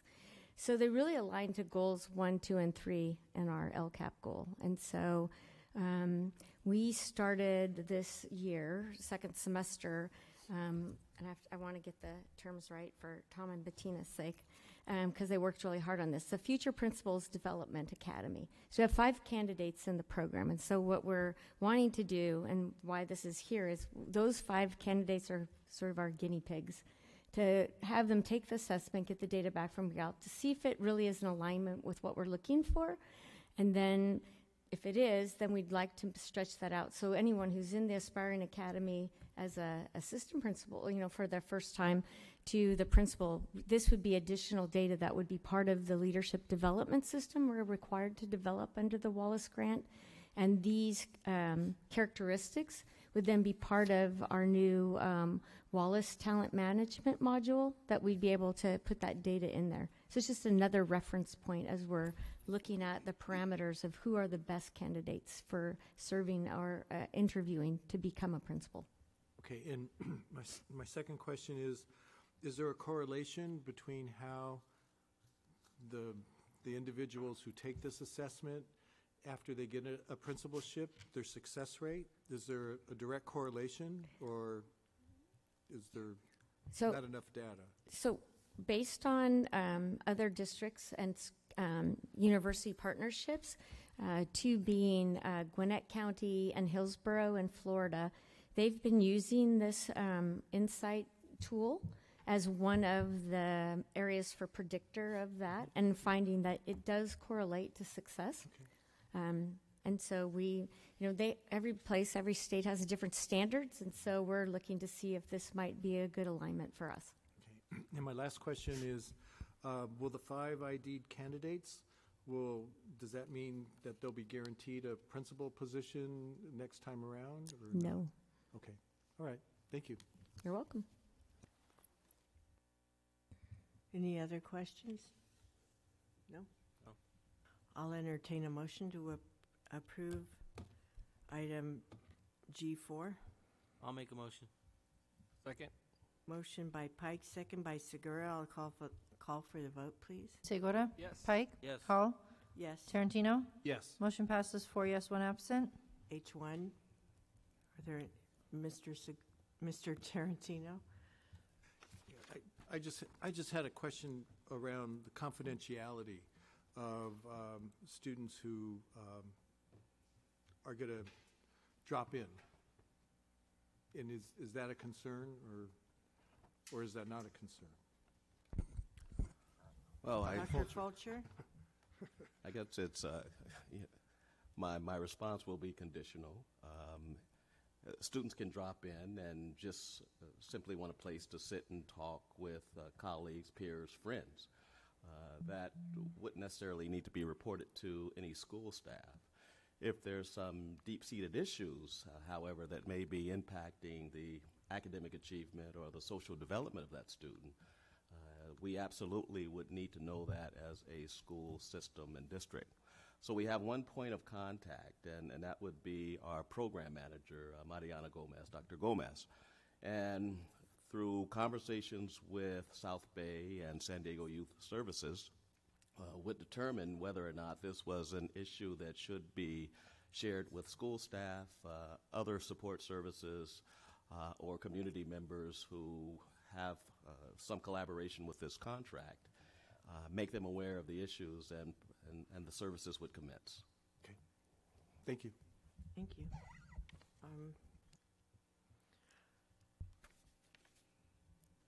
What was I had a question on this one, and it was about our liability exposure for students once they leave campus and go to this,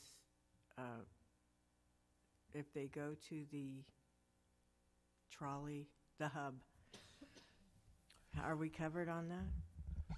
Well, we do have an insurance that covers us, but let me just say that any student in our system could use what's considered a confidential medical release, and sorry, and leave school without providing a reason. So if it's a student from 7th through 12th grade, that could occur. They could request to leave school, and they again, we aren't liable for what happens. We can certainly ask for evidence once they get back that they went to some place for support. So we do have an insurance policy that covers us for students that are seen through this program, one that Dr. Gomez worked with not just South Bay Community Services, but our general counsel on. So yes, we are covered for the support and services they'll be providing. Okay, and I mean, if anything happened between the time they left our school and they arrived on there, we have that liability insurance that covers them. There's insurance that covers our students who are participating in this program and receiving the services that are dictated or drafted in this agreement. Okay, I'll ask our general counsel to also confirm what from that other So I know I reviewed this with Dr. Fulcher and Ms. Gomez. So I can say more broadly that if we are sued, our students, if there is some nexus to our being on campus, we have coverage. And honestly, I would have to get back to you on whether or not there's anything specifically in this agreement. We all, as parties, have to have insurance to cover each other and our participation. But as to the exact coverage from the JPA, I'd have to look that up. But I know that is something myself and Dr. Gomez and Joe have talked about, ensuring that we're covered under this for liability purposes. Thank you. It's only because, like, if there's kids participating in athletics, they're usually staying on campus for that, or they're on a bus traveling to another school to participate, and other activities similar to that. So since this is probably where they're leaving by themselves, that's where I had that concern. And I just wanted to make sure we did have a way to cover our, to make sure that we're not just. So thank you for that. I think Dr. Fulcher's point, though, is probably, and thinking on it the most, Dr. Fulcher's point at the beginning is the most important. I don't want us to look like when we have knowledge of a student leaving for a medical procedure that's confidential, that they've either told the nurse or they've told our front desk, that we assume liability for the going and the coming. And so I think that while we generally have liability insurance, I don't think that there's an intent in accepting that there is insurance that Dr. Fulcher, Dr. Gomez, or any of us would say that we think we have an obligation to cover. But as with always, we have wraparound to make sure we're safe when and if we get sued. Is that a fair way to say that, Joe? Right. So yeah, and the way you put it, I understand, Dr. Fulcher. When you made that statement, it clicked. But I just wanted, that was where I got the question, because I didn't know that they're not being accompanied from one place to another. They are on their own. We're recognizing their own, what do you call it when a person's independence, their own independence and their growth in that. So thank you. I'll entertain a motion to approve item H1. I'll make a motion to approve H1. I'll second. Motion by Segura, second by Pike. Call for the vote, please. Segura? Yes. Pike? Yes. Hall? Trading off. Okay. Tarantino? Yes. Yes. Motion passes 4 yes, 1 absent. Item H3, and we have members of the public that want to speak to this. Yes, one speaker, Kathleen Cheers.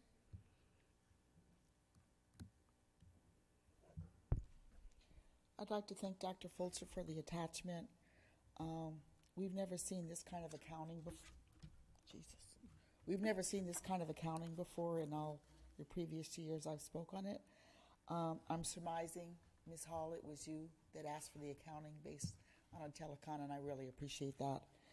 I do have a question, though. The February 12th, when it was originally scheduled, it showed $75,000 for Southwestern and $10,000 for police, but this one shows $80,000 for Southwestern and $15,000 for police. So I'm curious as to why the increase, and I just have to put this in there. While I appreciate the fees being waived, no doubt since we started paying for these outside venues, we're getting close to $1 million over the years of spending this kind of money, and I just have a concern with that. Thank you very much. Thank you. No further speakers. Mr. Tarantino?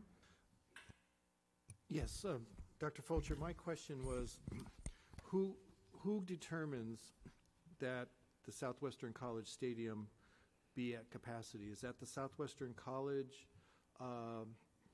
personnel, or is it the Chula Vista Police Department? Typically, it's Southwestern College. However, it's done in a collaborative way. Sonia Pickles is on duty that whole time, and so they are in constant communication. She's in constant communication with Southwestern College officials. Chula Vista PD has very little input on this, except from a safety perspective, and we more or less give them guidance, advice, directions on where we think they should be set up. So the decision on capacity comes from meetings, discussions that Ms. Pickles has with the Southwestern College officials. Okay, thank you. Thank you. Are there any other questions from the board?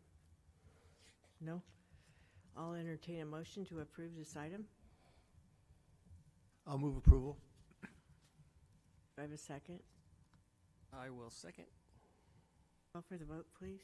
Segura? Yes. Pike? Yes. Hall? Yes. Tarantino? Yes. Motion passes 4 yes, 1 absent. H4? Pulled by Mr. Tarantino.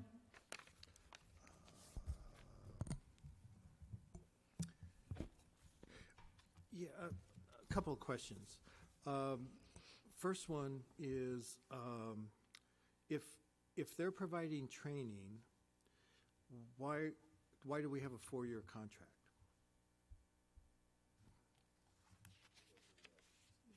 Sorry. The rules typically change, and sometimes annually.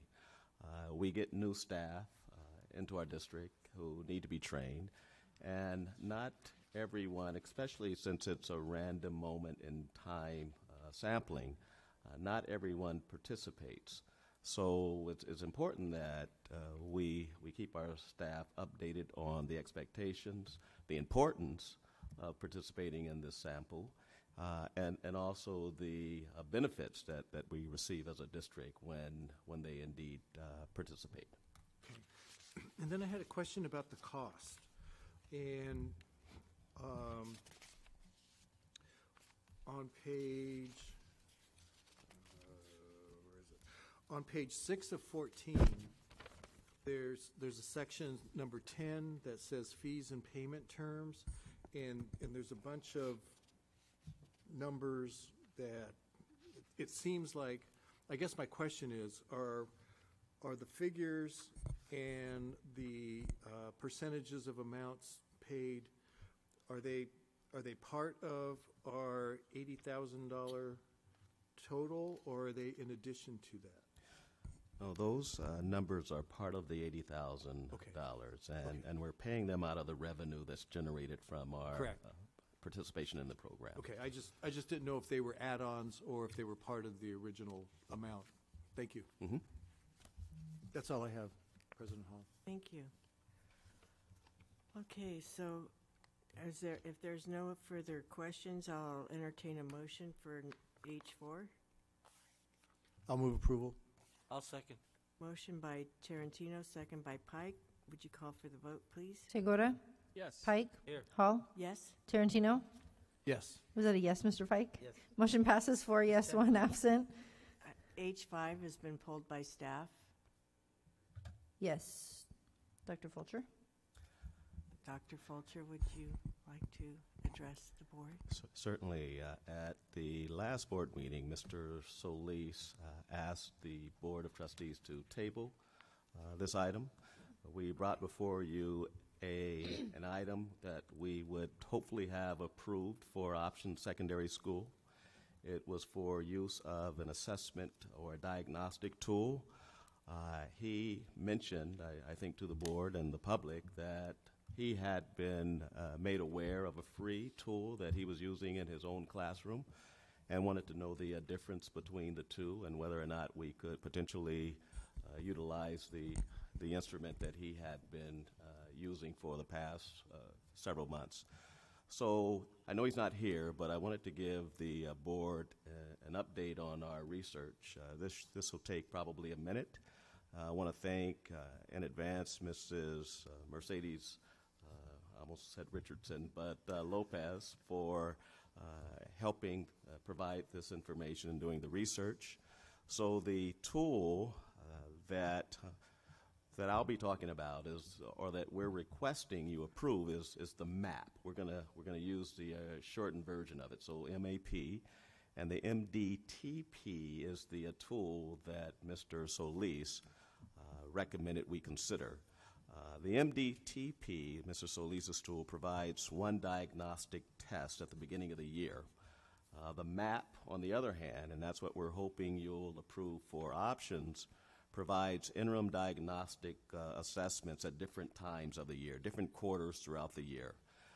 And we could even offer it more times if the teacher determines we need to. It's also course specific, so we could look at IM 1, 2, 3, calculus, etc., while the MAP is based on CCCS standards. So there's some differences there. Again, the tool that we're requesting assesses all levels, and it sets goals for all levels as well. So when I say level, I'm talking about low, mid, or high. The tool we're requesting to use can be given to students at any time, as I mentioned earlier, especially as they enroll in our option secondary school, which could happen throughout the year due to open enrollment. It also tracks student growth, not only for the year, but also multiple years. So we can track students for several years at a time, and not just math, but math and English. The assessment or the tool that Mr. Solis was recommending is just a diagnostic tool for math. We can also, it also allows us to provide multiple types of data reports that will, we think, help teachers, schools, and students set goals for mastery. It connects directly with Khan Academy, which many of our students take advantage of. It was also created by members of, or the producers of SBAC, and that gives students more practice in that format, which we think might be helpful for them in the long term. I mentioned already that it provides assessment in both English and math, and the assessment reports can also predict college readiness for our students by projecting SAT, ACT scores. So that's the reason we're recommending this instrument over the device that Mr. Solis recommended we take a look at. Thank you. I appreciate that. And sorry, is the fee that we're paying for this for, because the emphasis when we were reading it previously was on math, but I do see that it has English in there. Or is there an extra cost to utilize the English components, or is those are both available? Yeah, there's no extra cost okay. for the English. And the hope is, just as a side note, that we can utilize this same tool after piloting and taking advantage of its use at options in some of our other programs. Great. Okay. Are there any, let me see.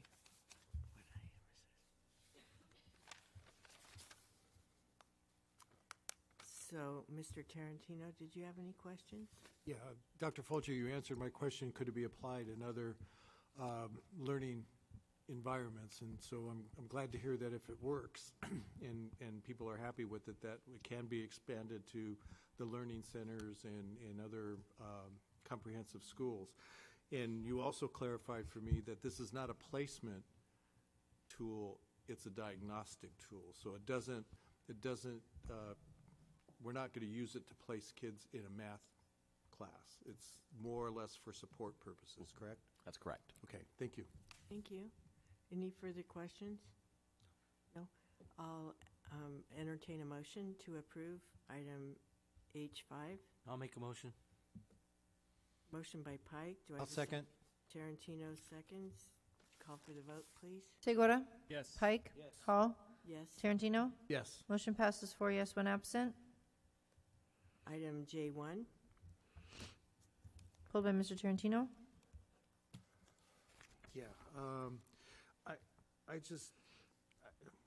I had a question about the fiscal impact. I was confused because are we paying for this or are they paying us for this? Because it says income of $10,000 to be credited to the career and technical education budget, but I don't.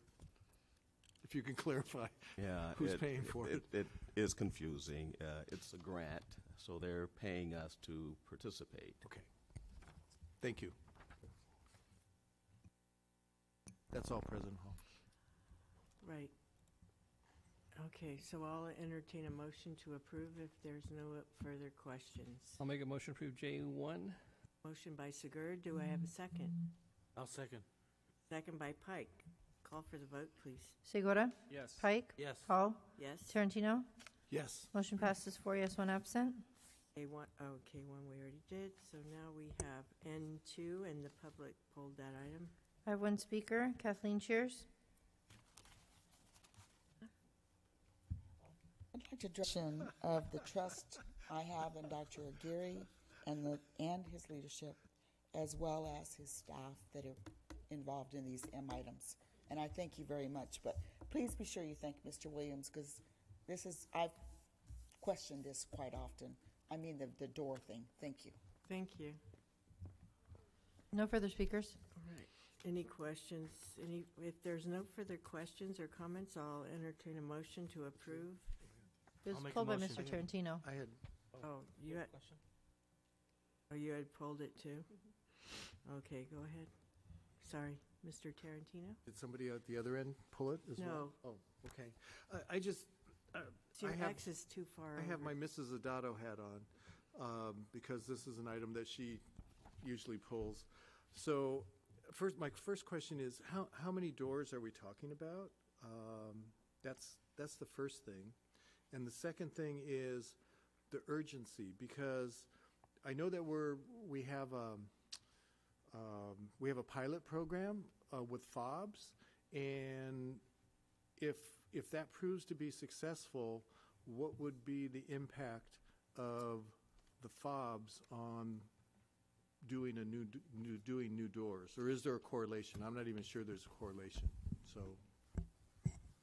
Dr. Aguirre. Thank you, President Hall and Trustee Tarantino. The 2 questions about the fob and doors are actually 2 separate questions. Okay. The door and the fob is actually the locking mechanism. In terms of the numbers, I think Mr. Ron Malone has the actual number of doors at those 3 campuses that are identified, so I'll ask Mr. Malone to provide the specifics. There's 11 doors total at 3 sites: Castle Park, Chula Vista High, and Sioux High. And the doors can be easily retrofitted to accept the new FOB system, which is what we're going to do at Eastlake High in the next year. What about the urgency question? The urgency is these are the top doors in our district that need to be replaced. We had to replace one already at Southwest High that couldn't wait because it was just deteriorating and falling off the hinges. So these are the highest priority in our district. Okay, thank you. Thank you to both of you. No further questions. Thank you. If there are no further questions, I'll entertain a motion to approve item this is item N2. N2. I'll make a motion to approve N2. I'll second. I have a motion by Mr. Segura and a second by Mr. Pike. Call for the vote, please. Segura? Yes. Pike? Yes. Hall? Yes. Tarantino? Yes. Motion passes 4 yes, 1 absent. Thank you. And now we have Q1. Pulled by you, Mrs. Hall? Yes, Q1 is designating the month of April 2018 as Public Schools Month, and I think in this day and age, this is a great resolution to support and to call attention to make sure that we do recognize that public schools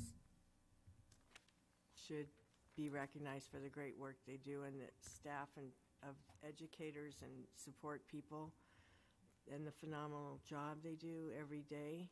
So that's why I pulled that item.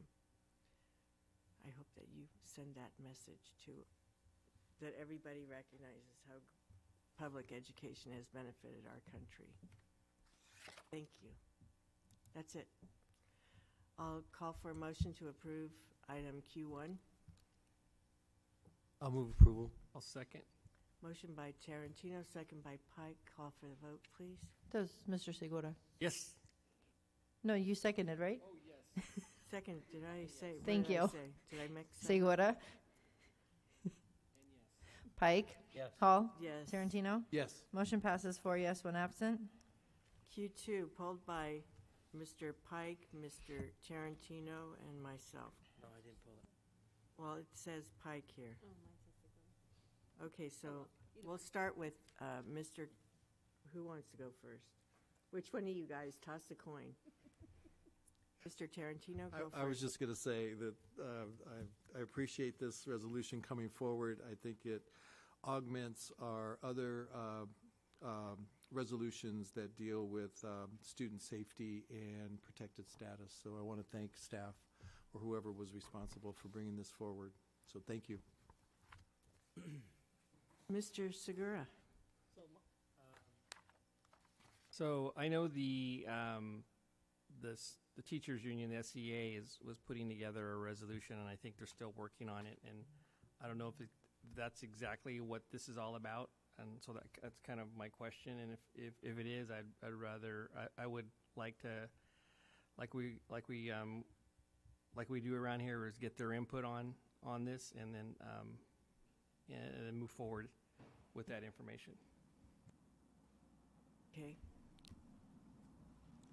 I also pulled the item because I think that this is great in outlining how much work our district has done and rises above other districts in promoting the safety, the social, emotional, and academic needs of each student, but also our staff, because they can't provide that emotional support if they're not getting what they need either. I believe that it has a lot of the policies and procedures referenced in here and calls out what we do. I would like to see a bullet point added at to call out what Mr. Segura just said, and that is that we have that staff, that the superintendent along with leadership work with our bargaining unit leaderships and students to put together a bullet point advocacy or a statement of advocacy for us to utilize when we meet with legislators. You know, the superintendent of schools in California sent a letter to our representatives in Washington and in our own state to advocate for some of the very things that we've touched on in here but aren't exactly called out. And I know that, so I don't know how, I'm kind of fuzzy now. I'm sitting in the courtroom all day. So I just need a little more clarification, Mr. Segura, Ms. Hall, about what you're thinking is missing from the resolution and what we might add, or? Well, I think what Mr. Segura and what I think I'm on the same page as him, because when he mentioned about it, is that to bring the stakeholders in on this. So it's not just written by staff, but we get stakeholders to kind of put a bullet point statement together on how we go to advocate with our legislators on real any changes in legislation needed to help promote school safety. As far as, you know, whether that means how the teachers, currently in our country, there's a call for arming teachers at schools. So I think we want to have a real clear language around Yeah, that. so that's what I would like to have added, or another one come forward, or that's why I kind of would like to have that discussion, or your team have the discussion with the teachers union to, and not just the teachers union, but the classified as well, to the team of not having a not arming teachers So point in there. because we're really focusing, I think in the discussions, Dr. Janney and Dr. Fulcher pointed out, this is calling out how we create the kind of environment that where we won't ever face that kind of a situation. And I think that's really clearly a great, Could I recommend something? yeah. Could, Dr. Fulcher, would you, and I know it might seem like a long process, but I would wonder if you could just read the resolution and see if we can get some clarity on, a little more clarity. My phone's dead, so I don't have my Could you do that? thing that I wrote up on it. So even with that, I would still like to have the teachers union. They're doing a resolution, and maybe something could be worked out with the two. So I know it says there something is in a there about- statement in here on the bottom of page 2, be it further resolved, Yeah. that reads, establishing safety programs in school does not include arming educators or staff. That's why I'm asking. I'm not sure if Was you. that in there before? No. Yes. Okay. Yeah, I mean, I've read it, and I just would still you rather have- have the input of was the teachers and the classified, would they give input on this? Did they give input on this? Our bargaining parties? Well, So if it was, then I understood, but I know they were working on something. I think one of the things around this, okay, let me explain where I'm coming from, what happened. I was at a South County Teachers Forum where they had a presentation on social justice. And in that forum, there was a keynote speaker who talked about, really the way to pass policy and board policy or to resolve things, to really set them up, is to make sure that we call together the stakeholders. And it really called me back to when I ran for election. And one of the things that I kept talking about when I talked to people was about bringing the stakeholders to the table and really listening to them. And we've demonstrated that throughout our 3.5 years so far, 3 years, however long it's been. I think we've really done that. I think staff has really done that. But in this case, where there may be stronger emotions involved, so maybe, stronger stand. I know that I personally talked to the president of the teachers union here, and they hadn't really discussed it. I mean, I think that we have policies that support no guns on campus and that kind of thing, and I see what you're saying about that at the end, but I don't know if we pass this resolution and then ask for something to happen later, or now because I'm fuzzy on what I had written down because I don't have it. So I will also tell you that we are in the process, or we need to update our policies around some of the new legislation. And so that is forthcoming. So I'm still trying to understand, because under where it says, be it further resolved that the Sweetwater Union High School District will continue to work with community stakeholders, local law enforcement, mental health professionals, parents, teachers, students, and staff to develop, implement, and monitor policies and programs that foster and support a positive school climate free from harassment and violence. So it's not that we may or may not have had specific conversations without this resolution. We don't typically go to all of our stakeholders for resolutions. However, we are in ongoing conversations with our partners, whether it be CSEA, SEA, SCGA. We meet every 2 weeks, and I meet with them every month. Separate than that, so I guess I'm just trying to understand if this is not enough, if you're thinking something else, or? And if I could. Yeah. Yeah. When we developed and we spent considerable time working on some of the advisories that were mailed to families, district staff around the Parkland shooting, we had a pretty robust group of stakeholders from across the district who met at Sweetwater High, included Gene Chavera, who was here earlier. We had classified staff, parents, there was a student representative, assistant principals, and other district staff. And so the language we used, the language that we discussed to craft those letters of guidance that went to district staff and parents is the same language that was used to craft the resolution that sits before you tonight. And I know there's been some conversation about engaging with different stakeholders. I think we did to some extent.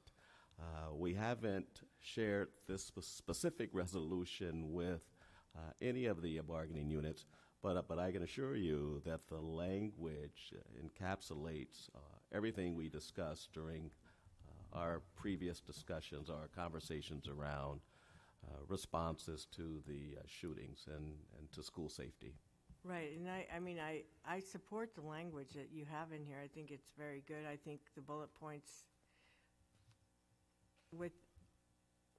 be it further resolved that this urges the state of California to invest and support comprehensive to prevent drug use and all that. But where resolutions are really what kind of allow us to advocate or kind of pinpoint advocacy that the board can take up with legislators. So maybe not in this resolution, maybe we'll have a separate one that will just give us that authority to, once we're certain that that's the stand that the bargaining units agree to, because I think that's what we're talking about. Not that this isn't the great one, but I think, in this, there is movement. I mean, they voted in Florida and passed to arm teachers.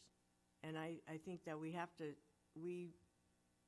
a responsibility as leadership in this district, as elected officials, to determine where we stand on that and take an official position. So just to be clear, what you're asking us to do then is to meet with our bargaining partners and talk to them specifically on arming staff. Is that what you're asking? Yeah. Specifically that. Yeah. So, President. Yes. So I can appreciate that we don't always discuss this with the bargaining units, but I think really what this is all about is about because of that shooting. Mm-hmm. And I think we'd be doing a disservice if we didn't have their full input. And I know they were debating it tomorrow at their council or at their meetings, and I just think it'd be worthwhile just to have them involved in this this whole discussion and modify this if necessary. Just see what comes out of that. I just think that's important to me.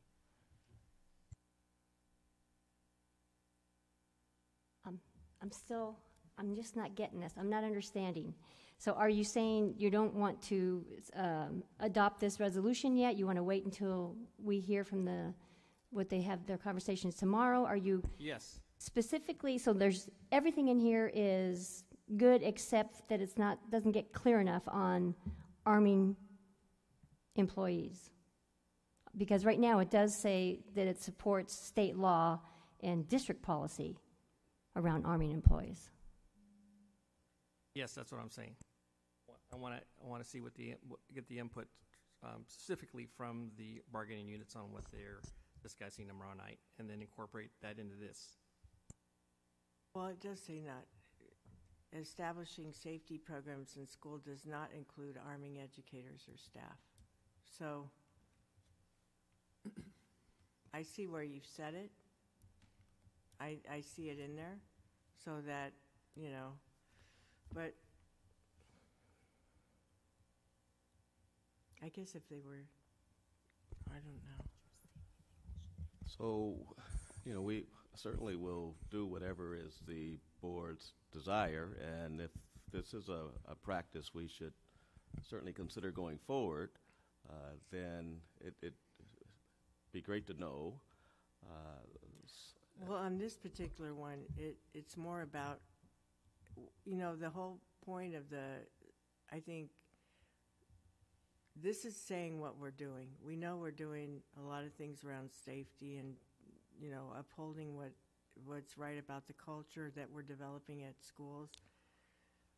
In some cases, I believe,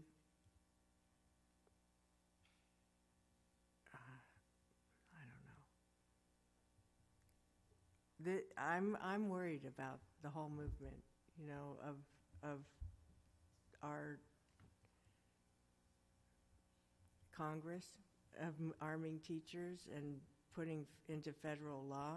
And I think what our state of California Superintendent of Education did was send a letter to those legislators.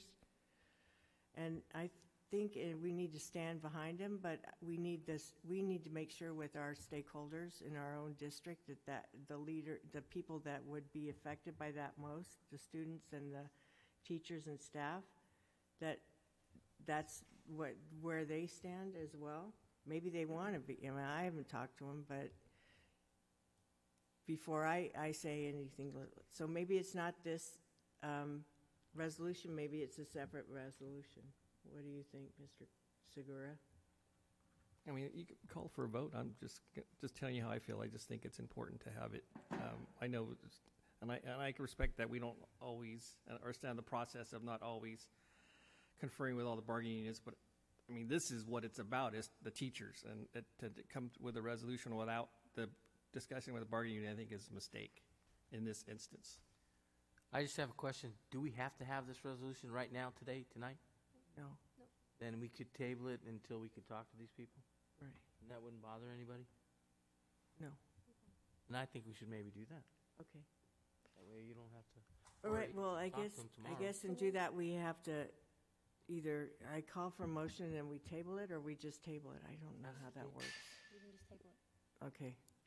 So we will table it until next meeting.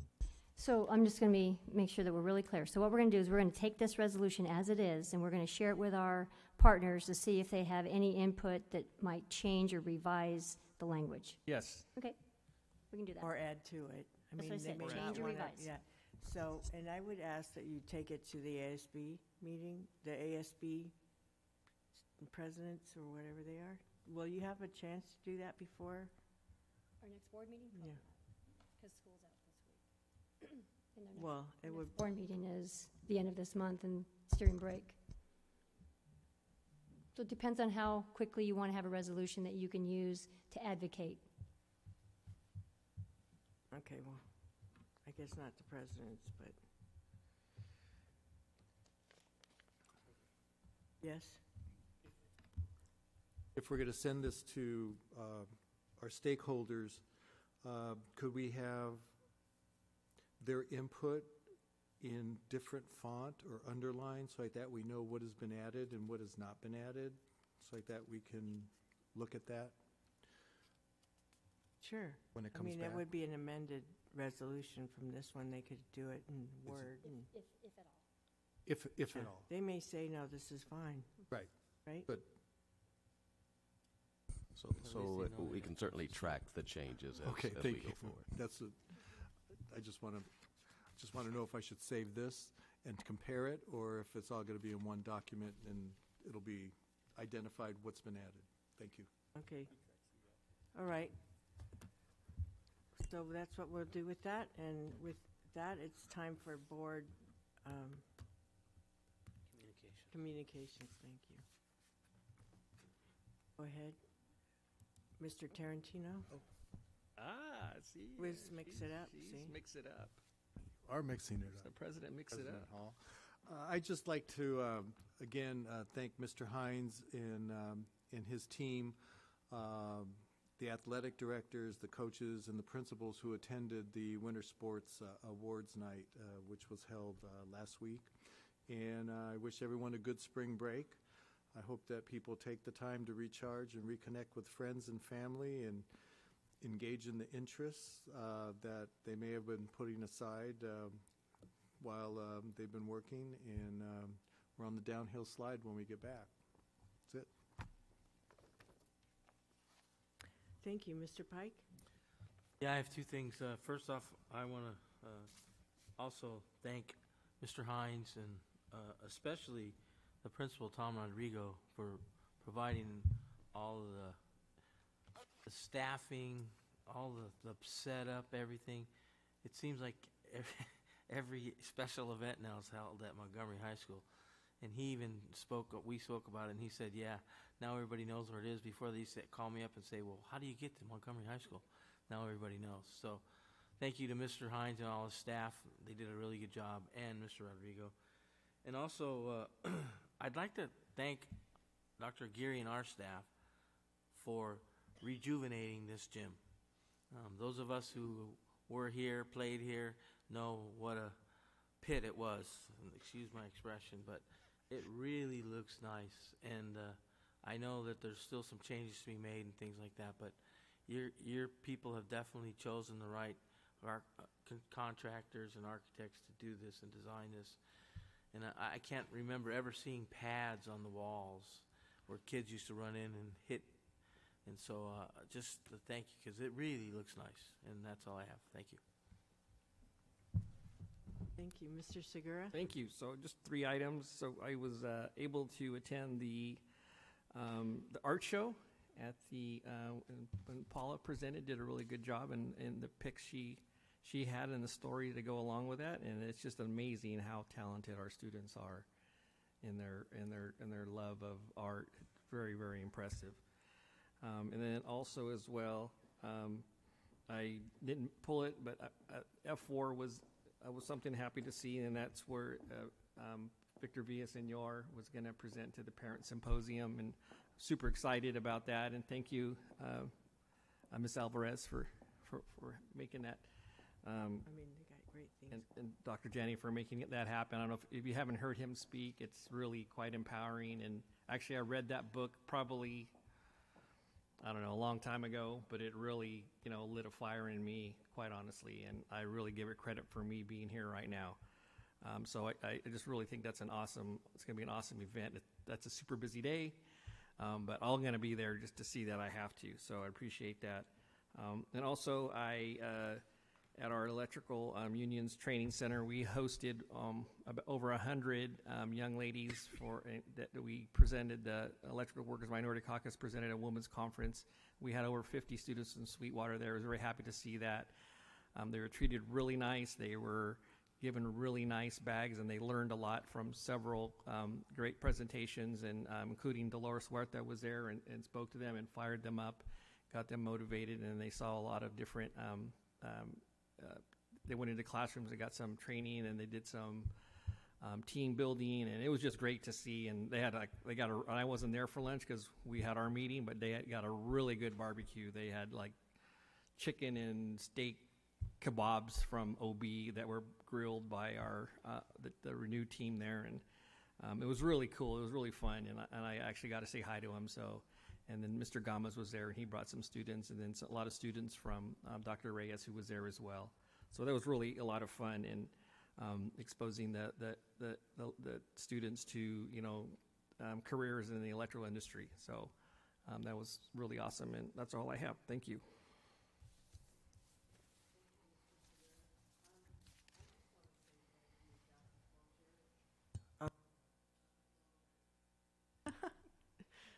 Because your resolution really speaks to a lot of things that were subject of the safety forum that was held at Chula Vista High School in collaboration with Chula Vista Police Department. The mayor of Chula Vista was there, Mary Salas, several of the city council members.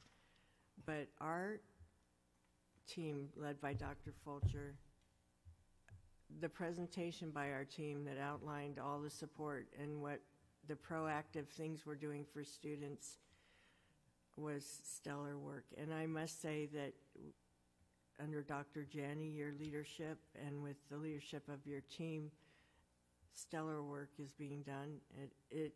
I don't think that another district can hold a candle to what's happening here. And I really want to I'm thankful for that. it's great work. It's the way it was presented and how Stacy, was her name Stacy Musso? Talk about, she really talked about our mental health support for students and how we're building the capacity for them to thrive just by how we approach really addressing the whole child in our district. That the teams that have been put together and the hubs that we're building at those schools across our district.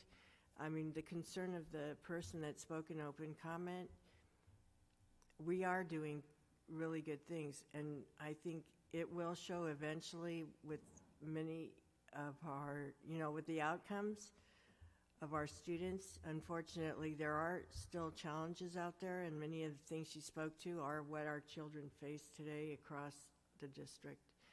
But I think we are trying to really do that to make it a safe place, and when children need that extra support or their families are struggling, we've got a real good system to address it.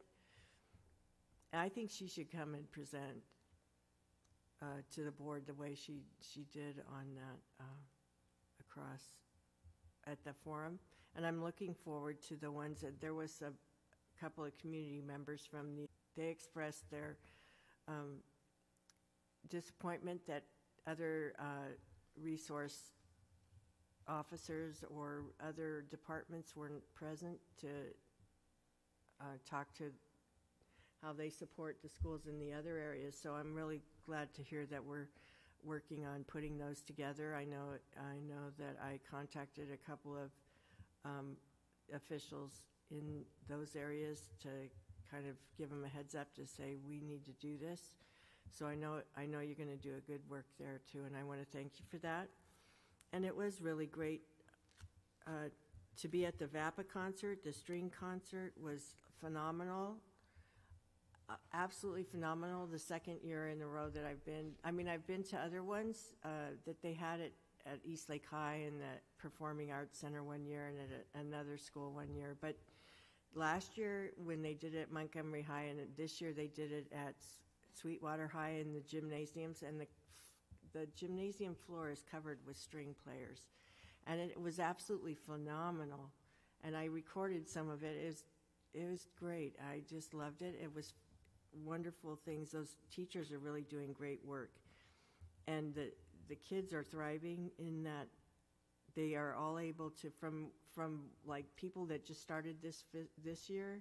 They're playing there too. So it wasn't exclusive. It was very inclusive, and I was thankful for that, and it enjoyed a lot. And having the art, doing the judging of that art gala was really tough because there's so many good artists in this district, and their imaginations, or just the way some of them just are unbelievably fantastic. Dr. Jenny, the one you picked, I had to go, no, I can't pick that one. Somebody's going to pick that one. I'm just going to, because there were so many, I thought they'd get all these prizes.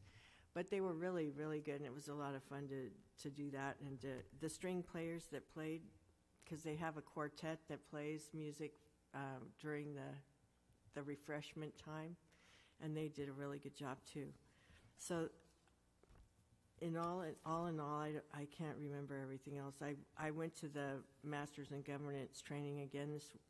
I attended 2 of the courses this past weekend, all day Friday and on Saturday, to get smart on governance. And it was well worth spending there. And this weekend I'll be going to a conference on leadership put on by the ACLU. We'll see what they share in that conference, and it's on social justice, so I'm sure they'll have a lot of good information to share that I can bring back and share with you all. So with that, we are adjourned. You're going back to closed session, right? Oh, we're going. Oh.